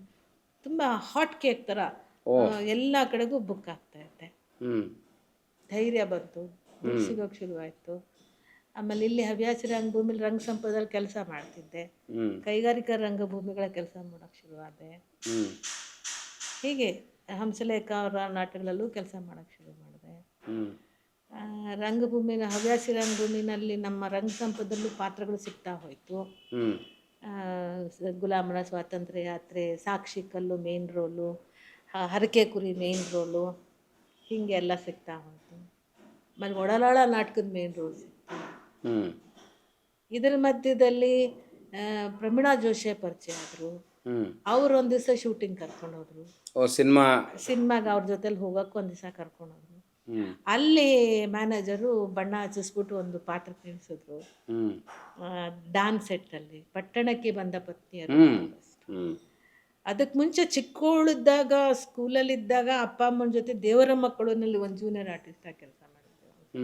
ಹಿಂಗೆ ಸಿನಿಮಾ ಎಂಟ್ರಿ ಸಿಕ್ತು. ಬಟ್ ಆಮೇಲೆ ಸಿನಿಮಾಗೆ ಹೋಗಲಿಲ್ಲ ನಾನು. ಅದು ಅಷ್ಟು ದೊಡ್ಡ ಚಾನ್ಸ್ ಅಲ್ಲಲ್ಲ, ಐಡೆಂಟಿಟಿ ಆಗೋಷ್ಟು. ನಾನು ಸುಮ್ಮನೆ ಹೋಗಿದ್ದೆ, ನಿಂತೆ ಬಂದೆ ಅಷ್ಟೇ ಹಂಗೆ. ಬಟ್ ರಂಗಭೂಮಿಯಲ್ಲಿ ವಿಪರೀತವಾದಂಥ ಬ್ಯುಸಿ ಆರ್ಟಿಸ್ಟ್. ಅಂದ್ರೆ ವೃತ್ತಿ ರಂಗಭೂಮಿ ಹಿಡಿದು ಬಿಡ್ತಾ ಕೈ. ಆವಾಗ ಏನು ಮನೆಗೆ ತುಂಬ ಜನ ಬರೋರು ಬುಕ್ ಮಾಡೋಕ್ಕೆ ತುಂಬ ಜನ ಬರೋರು ಹೋಗೋರು. ನಮ್ಮ ತಂದೆ ತಾಯಿಗಳಂತೂ ಸಾಕು ಏನು ಗಂಡಸ್ರು ಹಿಂಗೆ ಬರ್ತಾರೆ ಹೋಗ್ತಾರೆ, ಹಿಂಗೆ ಬರ್ತಾರೆ ಹೋಗ್ತಾರೆ. ಹೆಣ್ಣಾಯಿನ ಹುಡ್ಕೊಂಡು ಗಂಡಾಯಿಗಳು ಹೆಂಗೆ ಬರ್ತಾವೆ ನೋಡು ಅನ್ನೋರು. ಅದು ಭಾಳ ಅಸಹ್ಯ ಮತ್ತು ಅನಿಸ್ಕೊಂಡಿದ್ದನ್ನು ನೀವು ಈಗ ಹೇಳ್ತಿರಲ್ಲ. ಅಯ್ಯೋ ರಾಮನೇ, ಭಾಳ ಸ್ಪೋರ್ಟಿಗೆ ತೊಗೊಂಡ್ಬಿಟ್ರೆ ನೀವು. ಏನು ಮಾಡಬೇಕು ನಾನು? ಅಮ್ಮಗೆ ನೀ ಹಿಂಗೆ ಅನ್ಬೇಡ, ಅನ್ಸಿವಿಲೈಸ್ಡ್ ಅಂತ ಹೇಳಕ್ಕೆ ಆಗಲಿಲ್ಲ. ಅಯ್ಯೋ ಅದೆಲ್ಲ ಹೇಳೋವಂಥ ಸ್ಥಿತಿ ಇಲ್ಲ ಅಲ್ಲಿ. ಹೀಗೆ ಜಗಳಗಳು, ಇನ್ನೊಂದು ಗಲಾಟೆ ಇದಾಗಿ ಅವತ್ತು ಮತ್ತೆ ಸೂಟ್ ಕೇಸ್ ತಗೊಂಡು ಅಮ್ಮನ ಮನೆಗೆ ಬಿಟ್ಟೆ. ಮತ್ತು ಹಣ ಬರ್ತಿತ್ತಲ್ಲ, ಅಮ್ಮ ಸುಮ್ಮನೆ ಆಗ್ಬೋದಾಗಿತ್ತು. ಅಲ್ಲ, ನಾನು ಅಲ್ಲಿ ಸ್ಕೂಲೇ ಟೀಚರ್ ಆಗಿ ಬೇರೆ ಕೆಲಸ ಮಾಡ್ತಿದ್ದೆ. ಅದ್ರದ್ದು ನೀವು ನ್ಯಾಯವಾಗಿ ಬದುಕೋಕ್ಕೂ ಪ್ರಯತ್ನ ಮಾಡಿದ್ರಿ. ತಿಂಗಳ 200 ರೂಪಾಯಿ ಅಮ್ಮನಿಗೆ ಕೊಟ್ಬಿಡ್ತಿದ್ದೆ. ಮಗುಗೆ ಹಾಲಿಂದು ಡಬ್ಬ ಇಬ್ಬರಾಗಿದ್ರಲ್ಲ ಅಷ್ಟೊಂದು ಕೊಡ್ತಿದ್ದೆ. ಅದಾದಮೇಲೆ ನಾಟಕ ಟೀಚರ್ ಕೆಲಸ ಬಿಟ್ಟೆ. ನಾಟಕದಲ್ಲಿ ಚೆನ್ನಾಗಿ ದುಡಿಯೋಕೆ ಶುರು ಮಾಡಿದೆ. ಆದಾಯ ಬರ್ತಿತ್ತು, ದುಡಿಮೆಗೆ ದಾರಿ ಸಿಕ್ತು. ಇವ್ರು ಹಿಂಗೆಲ್ಲ ಮಾತಾಡೋದು ನೋಡಿ ತಡಿಯೋಕೆ ಆಗ್ತಿರ್ಲಿಲ್ಲ. ಸೂಟ್ ಕೇಸ್ ತಗೊಂಡು ಸೀದಾ ಬಂದೆ. ಎಲ್ಲಿ ಹೋದ್ರಿ? ನಮ್ಮ ಮಾದೇವಿ ಇದ್ಲಲ್ಲ ಫ್ರೆಂಡ್, ಅವಳ ಮನೆಗೆ ಒಂದಷ್ಟು ದಿವಸ ಐತೆ. ಆಮೇಲೆ ಒಂದು ಮನೆ ಹುಡುಕ್ತೆ. ಇಲ್ಲೇ ನಮ್ಮ ಮನೆ ಪಕ್ಕದಲ್ಲಿ, ಈ ಮನೆ ಆ ಕಡೆ ರೋಡಲ್ಲಿ ಒಂದು 50 ರೂಪಾಯಿಗೆ ಒಂದು ಶೆಡ್ ಸಿಕ್ತು. ಪುಟ್ಟಾಣಿ ಶೆಡ್, ಒಂದು ಪುಟ್ಟ ಹಾಲು, ಒಂದು ಅಡುಗೆ ಮನೆ ಅಷ್ಟೇ. ಒಂದು 10x10 ಅಲ್ಲ, ಒಂದು 8x8 ಅಷ್ಟಿರ್ಬೋದೇನೋ. ಶುರು ಮಾಡಿಕೊಂಡೆ ನನ್ನ ಸಂಸಾರ ಹಾಗೆ. ಅದು ರಂಗಭೂಮಿ ಅವಕಾಶಗಳು ಸಿಗ್ತಾ ಇತ್ತಲ್ಲ, ಸ್ವಾತಂತ್ರ್ಯ ಬಂದ್ಬಿಡುತ್ತೆ ನಿಮಗೆ. ಮಕ್ಕಳ ಪರಿಸ್ಥಿತಿ ಏನಿತ್ತು? ಮಕ್ಕಳು ಅಲ್ಲೇ ಬಿಟ್ಟಿದ್ದೆ. ಅದಕ್ಕೆ ಅಮ್ಮ ಸುಮ್ಮನಿದ್ರ? ಅಲ್ಲಿ ಇಟ್ಕೊಂಡಿದ್ರು, ಒಂದು 2 years ಅಷ್ಟು ಇಟ್ಕೊಂಡಿದ್ರು. ಅವಳು LKG ಫಸ್ಟ್ ಸ್ಟ್ಯಾಂಡ್ ಮಾಡ್ತಿದ್ಲು, ಇವನು LKG. ಆಮೇಲೆ ಅವಳು ಥರ್ಡ್ ಸ್ಟ್ಯಾಂಡ್ಗೆ ಹೋದ್ಲು, ಇವನು ಸೆಕೆಂಡ್ ಸ್ಟ್ಯಾಂಡ್. ಅಲ್ಲಿವರೆಗೂ ಇಟ್ಕೊಂಡಿದ್ರು. ಅಷ್ಟೇ ರಂಗ ಸಂಪದಲ್ಲಿ ನಮಗೆ ಫ್ರೆಂಡ್ಸ್, ನಮ್ಮ ಚಡ್ಡಿ ನಾಗೇಶ, ಲೋಕೇಶ, ನಮ್ಮ ರಾಮಣ್ಣ, ಅಪ್ಪಯ್ಯ, ಇವರೆಲ್ಲ ಅವತ್ತಿಂದ ಇವತ್ತಿಗೂ, ಇವಾಗ ಶರ್ಮಿಷ್ಠ ಮಾಡ್ತಾ ಇದೀನಲ್ಲ ಅದೇ ತಂಡದಲ್ಲೇ ಮಾಡ್ತಿರೋವಂಥದ್ದು. ಸೊ ಅವರೆಲ್ಲ ನನಗೆ ತುಂಬ ಮಮಕಾರದಿಂದ ಕಾಣ್ತಿದ್ರು. ಅವ್ರಿಗೆ ಹೇಳ್ತಿದ್ರು ನನಗೆ, ನೀನು ಹಿಂಗಿರು, ಹಿಂಗೆ ಮಾಡು, ದುಡ್ಡು ಹಿಂಗೆ ಇಟ್ಕೋ, ಈ ಥರ ಇರು. ಅವರೆಲ್ಲ ಎಜುಕೇಟೆಡ್ಸು, ಬ್ಯಾಂಕ್ಗಳಲ್ಲಿ ಅಲ್ಲಿ ಕೆಲಸ ಮಾಡ್ತಿದ್ರು. ನಾನು ನೋಡಿದ್ರೆ ತುಂಬ ಕಷ್ಟ ಆಗ್ತಿತ್ತು. ಅವರೆಲ್ಲ ದುಡ್ಡು ಹಾಕ್ಬಿಟ್ಟು ತಿಂಗ್ಳಿಗೆ 50 ರೂಪಾಯಿ ನನಗೆ ಬಸ್ ಚಾರ್ಜ್ ಕೊಡ್ತಿದ್ರು ಆ ಕಾಲಕ್ಕೆ. ಮೇಡಮ್, ಒಂದು ಪ್ರಶ್ನೆ. ಹೆಣ್ಣಿಗೆ ಭಾಳ ಕಷ್ಟ ಬರುತ್ತೆ, ಶೋಷಣೆ ಆಗುತ್ತೆ ಅಂತ ಹೇಳ್ತಾರೆ. ಹೆಣ್ಣು ವೈಯಕ್ತಿಕವಾಗಿ ಭಾಳ ಸ್ಟ್ರಾಂಗ್ ಇದ್ದರೆ ಆ ರೀತಿ ದುರುಪಯೋಗ ಆಗುವುದು ಸಾಧ್ಯ ಇಲ್ಲ ಅನ್ನೋದನ್ನು ನೀವು ಬದುಕಿನಲ್ಲಿ ಪ್ರೂವ್ ಮಾಡಿದ್ರಿ. ಮಾನವೀಯ ಸಂಬಂಧಗಳನ್ನು ಉಪಯೋಗ ಮಾಡ್ಕೊಳ್ಳೋಂತಹ ಸನ್ನಿವೇಶಗಳು ಬರದೇ ಇರಲ್ಲ ಅಂತ ನಾನು ಡೆಫಿನೆಟ್ಲಿ ಹೋಗಲ್ಲ, ಬಂದೇ ಬರುತ್ತೆ. ಅದನ್ನು ನಾವು ಹೇಗೆ ನಿಭಾಯಿಸ್ತೀವಿ ಅನ್ನೋದ್ರ ಮೇಲೆ ಹೋಗುತ್ತೆ. ನನ್ನನ್ನು ಯಾರಾದರೂ ಇಷ್ಟಪಟ್ಟರೋ ಅಥವಾ ನನ್ನ ಹತ್ರ ಹಾಗೆ ಹೇಳ್ಕೊಂಡ್ರೋ ಅವ್ರಿಗೆ ನಾನು ಹೇಗೆ ಕನ್ವಿನ್ಸ್ ಮಾಡಬೇಕು? ನೀವು ಗಂಡ ಬಿಟ್ಟಳು ಅನ್ನೋ ಸುದ್ದಿ ಬೇರೆ ಇತ್ತಲ್ಲ. ಅವ್ರನ್ನ ನಾನು ಹೇಗೆ ಕನ್ವಿನ್ಸ್ ಮಾಡಬೇಕು? ಅವ್ರ ಮನಸ್ಸನ್ನ ಹೇಗೆ ಬದಲಾಯಿಸಬೇಕು? ಅವರಲ್ಲಿ ನನ್ನನ್ನು ಬೇರೆ ದೃಷ್ಟಿಯಲ್ಲಿ ಅವರನ್ನು ನೋಡೋ ಹಾಗೆ ನನ್ನನ್ನು ಹೇಗೆ ಮಾಡಬೇಕು? ಇದು ನಾವು ಪ್ರಯತ್ನ ಮಾಡ್ತಿದ್ದೆ. ಅವ್ರನ್ನೇ ನನ್ನ ಸ್ನೇಹಿತರಾಗಿ, ಪ್ರಯತ್ನ ಮಾಡೋದಿಲ್ಲ. ಅಲ್ಲ, ನನಗೂ ಒಬ್ಬ ಗಂಡ್ಸ್ ಬೇಕು ಅಂತ ಭಾವನೆ ಬರಲಿಲ್ಲ ನಿಮಗೆ? ಇಲ್ಲ ಅದನ್ನ ಆ ದೃಷ್ಟಿಯಿಂದ ನಾವು ನೋಡೋಣಲ್ಲ. ಇಲ್ಲ ಯು ಆರ್ ಅನ್ ಆರ್ಟಿಸ್ಟ್. ನಾನು ದುಡಿಮೆ ಕಡೆನೇ ಹೆಚ್ಚು ಲಕ್ಷ್ಯ ಕೊಟ್ಬಿಟ್ಟೆ. ಹ್ಮ್ ನಾನು ದುಡಿಮೆ ಕಡೆನೇ ಹೆಚ್ಚು ಲಕ್ಷ್ಯ ಕೊಟ್ಟೆ. ಇದ್ರ ಮಧ್ಯದಲ್ಲಿ ನಾನು ಹೇಳ್ಕೋಬೇಕನ್ನೋ ದುಶ್ಚಟಗಳಿಗೂ ಬಲಿಯಾದೆ ಸ್ವಲ್ಪ ಮಟ್ಟಿಗೆ. ಆಮೇಲೆ ಒಂದು 4 ಇಯರ್ಸ್ ಅಷ್ಟೇ, ಅಷ್ಟರಲ್ಲಿ ಅನುಭವ ಸಿಕ್ತು. ಕುಡಿಯೋಕೆ ಶುರು ಮಾಡಿದ್ರೆ ಅಂತ. ಹಾಂ, ಅನುಭವ ಸಿನಿಮಾ ಸಿಕ್ತು. ತುಂಬ ಒಳ್ಳೆ ಅಲ್ಲ, ದುಃಖದಿಂದ ಕುಡಿದ್ರೆ ಏನ್ ನಿಮ್ಗೆ ಯಾರು ಥಿಯೇಟರ್ ಕಲಿಸ್ಬಿಡ್ತು ನನಗೆ. ವೃತ್ತಿರಂಗಭೂಮಿ ಹವ್ಯಾಸಿ ರಂಗಭೂಮಿ. ಹವ್ಯಾಸರಂಗಭೂಮಿ. ಹವ್ಯಾಸಿ ರಂಗಭೂಮಿ ಫ್ರೆಂಡ್ಸ್ ಎಲ್ಲ ಸೇರ್ತಿದ್ರಲ್ಲ, ಅದೇ ನಾಟಕ ಮಾಡೋದು, ಸುಮ್ಮನೆ ಒಂದು ಜಾಲಿಯಾಗಿ ಕುಡಿಯೋದು, ಹೋಗೋದು, ಟ್ರಾವೆಲ್ಗಳು ಮಾಡೋದು, ಅದು ಒಂದು ಮಜಾ ಮಾಡೋದು, ಖುಷಿಯಾಗಿರೋದು ಅಷ್ಟೇ. ಅದು ಹಂಗೆ ಅಂತ ಕುಡಿಯೋದಕ್ಕೆ ಅಂತಲೇ ದುರುಪಯೋಗ ಮಾಡ್ಕೊಳ್ಳೋಕ್ಕೆ ಅಂತ ಕಲಿಸೋದಲ್ಲ. ಅದು ಸುಮ್ಮನೆ ಎಲ್ಲರೂ ತಗೊಳ್ಳೋರು, ಹಂಗೆ ನನಗೂ ಒಂದಿಷ್ಟು ಕೊಡೋದು, ಹಂಗೆ ಅಭ್ಯಾಸ ಆಗಿ ಕೊನೆಗೆ ನಾನು ಗಾಢವಾಗಿ ಕುಡಿಯೋಕೆ ಶುರು ಮಾಡಿಬಿಟ್ಟಿದ್ದೆ. ಹವ್ಯಾಸ ಆಗ್ಬಿಡ್ತದೆ, ಆಯಿತಾ. ಆಮೇಲೆ ಹಂಗಾಗಿ ಕಡೆಗೆ ಒಂದಿನ ನಮ್ಮ ತಾಯಿ ನನ್ನ ಮಗುಗೇನೋ ಬೈದ್ರಂತೆ, ನಿಮ್ಮಮ್ಮನೂ ಕುಡುಕಿ, ನಿಮ್ಮಪ್ಪನೂ ಕುಡ್ಕ, ನಿಮ್ಮಮ್ಮ ಕುಡಿದು ಸಾಯ್ತಾಳೆ ಹೋಗಿ ಅಂತ 10 ಪೈಸೆನೋ ಏನೋ ಕೇಳಿತ್ತಂತೆ. ಅದಕ್ಕೆ ಮಗುಗೆ ನೋವಾಗಿತ್ತು. ಇಲ್ಲಿ ಶೆಡ್ಡಲ್ಲೇ ಇದ್ದಲ್ಲ, ಬಂದು ಕಣ್ಣಲ್ಲಿ ನೀರು ಹಾಕೊಂಡು ಜೋರು ಅಳಕ್ಕೆ ಶುರು ಮಾಡಿದೆ. ಮಗಳ ಅಮ್ಮನೂ ಇಲ್ಲ, ನಂಗೆ ಅಪ್ಪನೂ ಇಲ್ಲ, ಅಮ್ಮ ನೀನು ಸತ್ತೋಗ್ಬಿಡ್ತೀಯ ಅಂತ ಅಮ್ಮ ಅಂತೆಲ್ಲ ಅಳೋಕೆ ಶುರು ಆಯಿತು. ಅಲ್ಲಿದ್ದ ಬೀರು ಹೋಟ್ಲು ತೊಗೊಂಡೋಗೋದು ಹೊರಗಡೆ ಚೆಲ್ಬಿಟ್ಟಿತ್ತು. ಅವತ್ತು ಡಿಸೈಡ್ ಮಾಡಿದೆ ನಾನು ಕುಡಿಬಾರ್ದು. ಅವತ್ತಿಂದ ಯಾವ ಕುಡಿಯೋ ಪಾಠ ಬಿಡೋದು ಪಾಠ ಹೇಳ್ಕೊಟ್ಟದ್ ಮಗನ ಮಗಳು ಮಗಳು ಮಗಳು ಮಗಳು ಹಾಗೆ ಸಿನಿಮಾಗಳಲ್ಲಿ ಅವಕಾಶ ಸಿಕ್ತು. ಅನುಭವ ಯಾವಾಗ ಸಿಕ್ತು? ಅನುಭವನ ಥಿಯೇಟರ್ ಆ್ಯಕ್ಟ್ ಮಾಡ್ತಾ ಇರ್ಬೇಕು. ಅನುಭವ ಸಿಕ್ಕ ಮೇಲೇನು ನಿಮ್ಮನ್ನು ನೀವು ಸುಧಾರಿಸ್ಕೊಳ್ಳೋಕೆ ಪ್ರಯತ್ನ ಮಾಡಲಿಲ್ಲ? ಅನುಭವ ಸಿಕ್ಕಿದ್ದು ಕೂಡ ಅಚಾನಕ್ ಅಲ್ವಾ ಸರ್. 1,000 ರೂಪಾಯಿ ಕೊಟ್ಟರು 30 ದಿವಸಕ್ಕೆ. ಓ, ಅಷ್ಟೇ. ಆಮೇಲೆ ಸಿಗ್ತಾ ಸಿಗ್ತಾ ಸಿಗ್ತಾ ಹೋಗಿತ್ತು. NS ರಾವ್ ಜೊತೆನಲ್ಲಿ ಕ್ಲಿಕ್ ಆಯಿತು.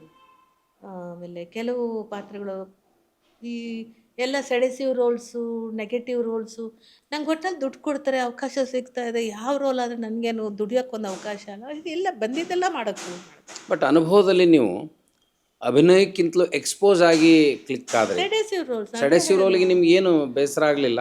ಇಲ್ಲ, ಅವ್ರು ಹೇಳಿದ್ರು ನನಗೆ ಈ ಥರ ಇದೆ. ಯಾಕಂದರೆ ಒಂದು ನಾಟಕೋತ್ಸವ ಆಗಿದ್ದು BV ಕಾರಂತರದ್ದು. ತುಂಬ ಆರ್ಟಿಸ್ಟ್ಗಳನ್ನ ಹುಡುಕಿ ಸಿಗದೆ ಹೋದಾಗ BV ಕಾರಂತರ ನಾಟಕೋತ್ಸವ, ಸಂಸಾರದಲ್ಲಿ ಸರಿಗಮ ನಾಟಕ, ಒಡಲಾಳ ನಾಟಕ, ಈ ಥರದ್ದೆಲ್ಲ ನೋಡಿ ಡಾಕ್ಟರ್ ವಿಜಯಮ್ಮ ಅವರು ಕೂಡ ಹೇಳಿ ಮಾಡಿ, ಪುಟ್ಟಣ್ಣವ್ರಿಗೂ ಹೇಳಿದರು. ಡಾಕ್ಟರ್ ವಿಜಯಮ್ಮ ಅವರು ಕರೆದು ನಂಗೆ ಒಂದು ಪಾತ್ರ ಕೊಟ್ಟಿದ್ರು. ಬಟ್ ಪುಟ್ಟಣ್ಣ ಅವ್ರು ಹೇಳಿದ್ರು, ಅಮೃತಗಳಿಗೆ ಈ ಹುಡುಗಿ ರಂಗಭೂಮಿಗಳಾಯಕ್ಕೆ ಹೊತ್ತು ಅಲ್ಲಮ್ಮ ಅಂತ ಹೇಳಿ ಕಳಿಸಿದ್ರು. ಅವಾಗ ಏನು ಗೊತ್ತಾಗ್ತಿರಲಿಲ್ಲ ಟೆಕ್ನಿಕಲಿ, ಕ್ಯಾಮ್ರಾ ಎಷ್ಟು ಕ್ಲೋಸಪ್ ಏನು, ಮಿಡ್ ಶಾಟ್ ಅಂದರೆ ಏನು, ಲೈಟ್ ಹೆಂಗೆ ತಗೋ, ಏನು ಅರ್ಥವೇ ಟೆಕ್ನಿಕಲಿ ನಂಗೆ ಏನೂ ಅರ್ಥ ಆಗ್ತಿರ್ಲಿಲ್ಲ. ಅವರೆಲ್ಲ ಹೇಳ್ಕೊಟ್ರು, ಗ್ರಾಸ್ಪ್ ಆಗ್ತಿರ್ಲಿಲ್ಲ. ಆ್ಯಕ್ಟಿಂಗ್ ಮಾಡ್ತಿದ್ದೆ, ಅವ್ರು ಹಿಂಗೆ ತಿರುಗು, ಹಿಂಗೆ ನೋಡು, ಏನೂ ಗೊತ್ತಾಗ್ತಿರ್ಲಿಲ್ಲ. ಬಟ್ ಕಾಶಿನಾಥ್ ಹೆಂಗೆ ಬಳಸ್ಕೊಂಡು ರಿಸ್ಟ್ರಿಕ್ಟೆಡ್ ಆಗಿ ಆ್ಯಕ್ಟ್ ಮಾಡೋದೆಲ್ಲ ಅಲ್ಲ, ಕಾಶಿನಾಥ್ ಅದನ್ನ ಹೆಂಗೆ ಕಾಶಿನಾಥ್ ಅವರು ಆಗ ಬಂದಾಗ ನೋಡಿ ನಮ್ಮ ಪಾತ್ರ ಈ ಥರ ಇದೆ, ತುಂಬ ಜನ ಹುಡುಕಿದ್ವಿ, ಯಾರೂ ಒಪ್ಕೋತಾ ಇಲ್ಲ ಈ ರೋಲು, ದಯವಿಟ್ಟು ನಿಮಗೆ ಮಾಡೋದಾದರೆ ಮಾಡಿ. ನಂದೇನು ರಂಗಭೂಮಿಯವ್ರಿಗೆ ಯಾವ ಪಾತ್ರ ಆದ್ರೇನು ಮಾಡೋಕ್ಕೆ ನನಗೆ ಇದು ಗೊತ್ತಿಲ್ಲ, ವ್ಯಾವಹಾರಿಕ ಜ್ಞಾನ. ಇಂಥ ಪಾತ್ರ ಮಾಡಿದರೆ ಒಳ್ಳೆಯದು, ಇದು ಮಾಡದಿದ್ರೆ ಕೆಟ್ಟದ್ದು, ಸಮಾಜದ ಮೇಲೆ ಇಂಥ ಪರಿವರ್ತನೆ ಆಗುತ್ತೆ, ನನ್ನ ಬದುಕಿನ ಮೇಲೆ ಪರಿಣಾಮ, ಇದೆಲ್ಲ ಏನು ಲೆಕ್ಕಾಚಾರವೇ ಇಲ್ಲ ನನಗೆ. ಹೊರಗಿನ ಜಗತ್ತಿಗೆ ಅಂದರೆ ರಂಗ ಸಂಪದ ಜೊತೆಲಿ ಒಂದಷ್ಟು, ದುಡಿಯೋ ಜಗತ್ತಲ್ಲಿ ನಾಟಕದವ್ರ ಜೊತೆ ಅಲ್ಲಿ ಗ್ರಾಮೀಣ ರಂಗಭೂಮಿ ಬಿಟ್ಟರೆ ಮತ್ತೆ ಯಾರೂ ಇಲ್ಲ. ರಂಗ ಸಂಪದವರು ಈ ಪಾರ್ಟ್ ಮಾಡಬೇಡ, ಇದು ಸರಿ ಇಲ್ಲ ಅಂತ ಯಾರು ಹೇಳಿಲ್ಲ. ಇಲ್ಲ ಅದೆಲ್ಲ ಪಾತ್ರ ಅವ್ರು ಕಲಿಸಿದ್ದೆ ನನಗೆ, ಯಾವ ಪಾತ್ರ ಆದರೂ ಕಲಾವಿದೆ ಮಾಡೋಕ್ಕೆ. ಇವತ್ತು ಅದೇ. ಬಟ್ ಎಕ್ಸ್ಪೋಸ್ ಅನ್ನೋದೊಂದು ವಿಷಯ ಇತ್ತಲ್ಲ, ಕಾಶಿನಾಥ್ ಅವ್ರದ್ದು ಆ್ಯಟಿಟ್ಯೂಡು, ಅದಕ್ಕೆ ನೀವು ಬಲಿಯಾದ್ರಿ ಅಂತ ಅನಿಸ್ತದೋ, ಅದು ನೀವು ಬೆಳಕು ಕೊಡ್ತಂತ ಅನಿಸ್ತದೋ? ಬೆಳೆದೆ, ಅದರಿಂದ ನನಗೆ ಅವಕಾಶಗಳು ಹೆಚ್ಚು ಬಂತು. ನಮಗೆ ಬೇಕಾಗಿರೋದೇನು ಅವಕಾಶ, ಬದುಕನ್ನು ಕಟ್ಟಿಕೊಳ್ಳಲಿಕ್ಕೆ, ಆರ್ಥಿಕವಾಗಿ ನಾನು ಸದೃಢಳಾಗಲಿಕ್ಕೆ ದುಡಿಮೆಯ ಅವಕಾಶಗಳು ಬೇಕು. ನಂಗೆ ಸಿಕ್ತಿತ್ತು, ನನಗೆ ಬೇಕಿದ್ದದ್ದು ಅಷ್ಟೇ. ನನ್ನ ತೀರ್ಮಾನ ಮಾಡಾಗಿತ್ತು. ನನ್ನ ಮಗಳು ಹಂಗಂದ್ಮೇಲೆ ನಾನು ಒಂದು ಸೂಸೈಡ್ ಮಾಡ್ಕೋಬಾರ್ದು, ಕುಡಿಯೋದು ಕೂಡ ಸಾಯ್ಬೇಕು ಅಂತಲೇ, ಮತ್ತು ಕೂಡ ಕುಡಿದು ಸತ್ತು ಹೋಗ್ಬೇಕು ಏನೋ ಒಂದು ನನ್ನ ಲೈಫ್ ಬದುಕಿನ ಬಗ್ಗೆ ದ್ವೇಷ ಅಂಥೇಳಿ. ಆಮೇಲೆ ಮಕ್ಕಳಿಗೂ ಇಲ್ಲ, ನಾನು ಏನು ಹೇಳಿ ಬಂದಿದ್ದೀನಿ, ನನ್ನ ಮಕ್ಕಳನ್ನ ಸಾಕ್ತೀನಿ, ವಿದ್ಯಾವಂತರು ಮಾಡ್ತೀನಿ, ನಿನಗಂತೂ ಆಗಲ್ಲ, ನಾನು ಮಾಡಿ ತೋರಿಸ್ತೀನಿ ಅಂತ ಚಾಲೆಂಜ್ ಹಾಕಿದ್ದೀನಿ. ನಾನು ಅದ್ರ ಕಡೆಗೆ ನಾನು ಹೆಚ್ಚು ಗಮನ ಕೊಡಬೇಕೇ ಹೊರತು ಇನ್ಯಾವುದ್ರ ಕಡೆಗೂ ಅಲ್ಲ ಅಂತ ಹೇಳ್ಬಿಟ್ಟು ಒಂದು ಪ್ರೀತಿ ಪ್ರೇಮದ ಕಡೆ ಆಗಲಿ ಅಥವಾ ಗಂಡಸಿನ ಸಾಂಗತ್ಯ ಬೇಕು ಅಂತ ಬಯಸೋದ ಟೈಮೇ ಇಲ್ಲ. ರಾತ್ರಿ ಬಣ್ಣ ಹಚ್ಚಿದ್ರೆ ಬೆಳಗ್ಗೆ ಬಣ್ಣ ತೆಗಿತಿದ್ದವಳು, ಮಲಗಿದ್ರೆ ಮಧ್ಯಾಹ್ನ ಹೇಳ್ತಿದ್ದೆ, ಮತ್ತೆ ಯಾವುದೋ ರಿಹರ್ಸಲ್ ಓಡ್ತಿದ್ದೆ. ಅವನು ಇವನು ಅಂತ ಹುಡ್ಕೊಂಡು ಹೋಗೋ ಅಷ್ಟೆಲ್ಲ ಪುರ್ಸತ್ತೇ ಇಲ್ಲ ನನಗೆ. ಪತ್ರಿಕೆಯಲ್ಲಿ ಒಬ್ರು ಬರೆದಿದ್ರು, ಪಾಪ ನಂಗೆ ಆ ಕೈಗೆ ಕಟ್ಟಿಗೆ ಇಟ್ಟಿಲ್ಲ. ನಾನೀಗ ಉಮಾಶ್ರೀ ತನ್ನ ಯೌವನವನ್ನು ನಾಟಕಗಳಲ್ಲಿ ಕಳೆದುಕೊಂಡ ಉಮಾಶ್ರೀ ಅಂತ ಆ ಥರದ್ದೇನೋ ಒಂದು ಟೈಟ್ಲ್ ಕೊಟ್ಟು ಭಾಳ ಚೆನ್ನಾಗಿ ಬರೆದಿದ್ರು ಅವಾಗ. ಹಾಗೆ ಮುಗಿಸ್ದೆ ಜೀವನ, ಹಾಗೆ ಮುಗಿಸ್ದೆ. ಈಗಲೂ ಆ ಥರ ಅನಿಸಲ್ಲ. ಮಧ್ಯದಲ್ಲಿ ನಾನು ರಂಗಸಂಬ ನಮ್ಮ ಲೋಕೇಶ್ ಎಲ್ಲ ಹೇಳಿದ್ರು, ನೀವೊಂದು ಮದುವೆ ಮಾಡ್ಕೋ, ಮಕ್ಳಿಗೆ ತಂದೆ ಬೇಕು. ಇನ್ನೊಂದು ಮಕ್ಕಳನ್ನ ಕೇಳಿದ್ರೆ ನನ್ನ ಮಗಳು ಇಲ್ಲ ಅಂತ, I don't to share my mummy with anybody ಅಂತ. ಅದೇ ಮಗಳು ನೀವು ಸಿಂಗಲ್ ಪೇರೆಂಟ್ ಆಗಿರ್ಲಿ ಅಂತ ಬಯಸಿದ್ಲಾ?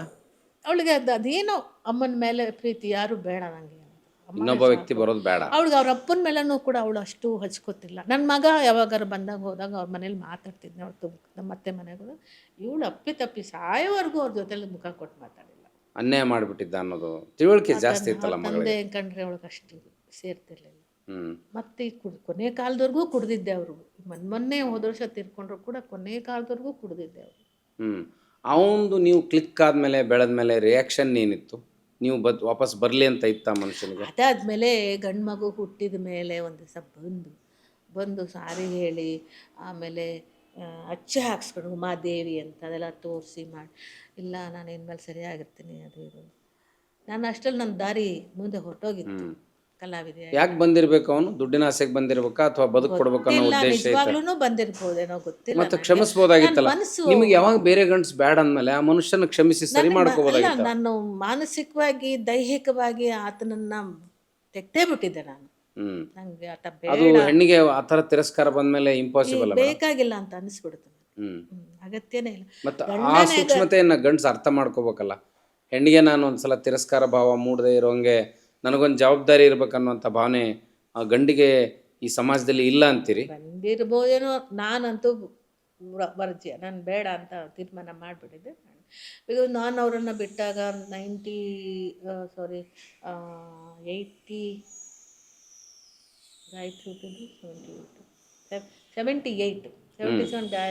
ಹುಟ್ಟಿದ್ದು, 78 ಬಿಟ್ಟಿದ್ದಾಗ. ಆಮೇಲೆ ನಾನು ಮುಂದೆ ಪಯಣ ತುಂಬ ದೂರ ಹೋಗ್ಬಿಟ್ಟಿದೆ. ವಾಪಸ್ ಹೋಗಿ ಇಷ್ಟ ಆಯ್ತು. ಆದರೆ ಅವಕಾಶ ಇತ್ತು ನಿಮಗೆ, ಅವಕಾಶ ಇತ್ತು. ಯಾಕೆ ಅಷ್ಟು ಸಹಿಸ್ಕೊಳ್ಳೋದು ಪ್ರಕೃತಿ ನಿಯಮನ? ಬೇಕಿರಲಿಲ್ಲ ನನಗೆ. ನಾನು ಮತ್ತೆ ಆ ಒಂದು ಕೂಪದಲ್ಲಿ ಬೀಳೋಕೆ ಇಷ್ಟ ಆಗಲಿಲ್ಲ. ಅಂದರೆ ನೀವು ಇನ್ನೊಂದು ಇಂಟ್ರೆಸ್ಟಿಂಗ್ ನಾನು ಇಲ್ಲಿ ಕೇಳ್ತಾ ಇದ್ದೀನಿ, ಅಷ್ಟೆಲ್ಲ ನಿಮಗೆ ಗಂಡಸರಿಂದ ಹಿಂಸೆ ಆದಾಗ ನೀವು ಪುರುಷ ದ್ವೇಷಿ ಆಗಲಿಲ್ಲ? ನಾನು ಪುರುಷ ದ್ವೇಷಿ ಅಲ್ಲ, ನನಗೆ ಆ ವ್ಯಕ್ತಿ ಬೇಡ ಆದರೂ ಅಷ್ಟೇ. ಈ ಫೆಮಿನಿಸಮ್ನಲ್ಲಿ ಆ ಥರ ಆದಾಗ ಒಂದು ಪುರುಷ ದ್ವೇಷ ಉಂಟ್ಕೊಂಡ್ಬಿಡ್ತದೆ. ನಾನು ಯಾವ ಗಂಡಸರನ್ನು ಕೂಡ ದ್ವೇಷ ಮಾಡಲ್ಲ. ಪುರುಷ ದ್ವೇಷ ಆಗಲಿಲ್ಲ. ಸಿನಿಮಾ ನಟಿ ಆದ್ರಿ, ಅಲ್ಲಿ ನೀವು ಮತ್ತು ಉಮಾಶ್ರೀ ಕಾಲ್ ಶೀಟು ಅನಿವಾರ್ಯ ಅನ್ನುವಂಥ ಭಾಳ ಫೇಮಸ್ ನಟಿ ಆಗಿಬಿಟ್ರಿ, ಹೀರೋ ಹೀರೋಯಿನ್ ಕಾಲ್ ಶೀಟ್ಗಿಂತಲೂ. ಸೊ ಆ ಜೀವನವನ್ನು ಅಲ್ಲಿ ಒಂಥರ ಡಬಲ್ ಮೀನಿಂಗ್ ಡೈಲಾಗ್ಸ್ ಪಾತ್ರಗಳೇ ನಿಮಗೆ ಸಿಗ್ತಾ ಇದ್ದು, ಅದನ್ನು ನೀವು ಮತ್ತೆ ಹೊಟ್ಟೆಪಾಡಿಗಾಗಿ ಸಹಿಸ್ಕೊಂಡ್ರೆ? ಅನಿವಾರ್ಯ ಅಲ್ಲ, ನನಗೆ ಅವಕಾಶಗಳು ಬೇಕು, ದುಡಿಮೆ ಬೇಕು. ಬಹಳ ಹಣ ಬಂತಲ್ಲ ಮೇಡಮ್ ಎಲ್ಲಿ ನಾನು ಬಹಳ ಹಣ, ಅದು ಪುಟ್ನಂಜಾಗಿ ನಾನು ತೊಗೊಂಡಿದ್ದು 75,000. ಹೌದಾ? ಹಣ ನನಗೆ ನಂಬರ್ ಆಫ್ ಸಿನಿಮಾಗಳು ಜಾಸ್ತಿ ಆಯಿತು. ನನಗೂ ಏನು ಹೆಸರಾಗು ತುಂಬ ಹಣ ಎಲ್ಲ ಬರಲಿಲ್ಲ. ಅವ್ರಿಗೂ ಲಾಸ್ಟ್ ಸಾಯ್ಬೇಕಾದ್ರೆ 20,000 ರೂಪಾಯಿ. ಅಲ್ಲ, ಬಟ್ ನಿಮ್ಮಿಂದನೇ ಪ್ರೊಡ್ಯೂಸರ್ ದುಡ್ಡು ಮಾಡ್ತಿದ್ರು, ಸಿನಿಮಾ ಯಶಸ್ವಿ ಆಗ್ತಿತ್ತು. ತುಂಬ ಮಾಡಿದ್ರು. ಆ ದುಡ್ಡು ಕೇಳಬೇಕು ಅಂದ್ರೂ ಭಯ ನನಗೆ. ನನಗೆ ಜೈ ಜಗದೀಶ್ ಹೇಳ್ಕೊಟ್ರು ನಾನು ಕೇಳಲ್ಲೇ. 50,000 ರೂಪಾಯಿ ಕೊಡ್ತಾರೆ ಕೇಳೆ, 10,000 ತಗೊಳ್ಳೋಣ. ಭಯ ಆಗ್ತಿತ್ತು, ಎಲ್ಲಿ ಕೈ ಬಿಟ್ಟುಬಿಡ್ತಾರೋ, ಅವಕಾಶ ಎಲ್ಲಿ ಕೊಡಲ್ಲ ಅನ್ನೋ ಭಯ ಆಗ್ತಿತ್ತು. ಆಮೇಲೆ ರವಿಚಂದ್ರನ್ ನೀವು ಹೇಳಿದ್ದು, ಮೆನ್ಷನ್ ಮಾಡಿದ್ದು ಅತಿ ಹೆಚ್ಚು ಸಂಭಾವನೆ ಕೊಟ್ಟದ್ದು ಅಂತ. ಅವರು ನಿಮ್ಮ ರಂಗಭೂಮಿ ಪಾತ್ರ ಇತ್ತಲ್ಲ, ಅದಕ್ಕೆ ರಿಫ್ಲೆಕ್ಟ್ ಆಗುವಂಥ ನಿಮ್ಮ ವಲ್ಗರ್ ಇಮೇಜನ್ನು ಕಳೆದ ಪಾತ್ರ ಯಾವುದು ನಿಮ್ಮ? ಆಮೇಲೆ ಅಲ್ಲ, ಅದು ನೋಡಿ 1989 NS ರಾವ್ ಅವ್ರು ತೀರ್ಕೊಂಡ್ಮೇಲೆ ಮುಗ್ದೋಯ್ತು, ಉಮಾಶ್ರೀ ಕತೆ ಮುಗೀತು ಅಂತ 89 ಅಂದರು. 85ಗೆ ವೃತ್ತಿರಂಗಭೂಮಿ ನಾರ್ತ್ ಕರ್ನಾಟಕಕ್ಕೂ ಎಂಟರ್ ಆಗಿದೆ ನಾನು, ಬಸ್ ಕಂಡಕ್ಟರ್.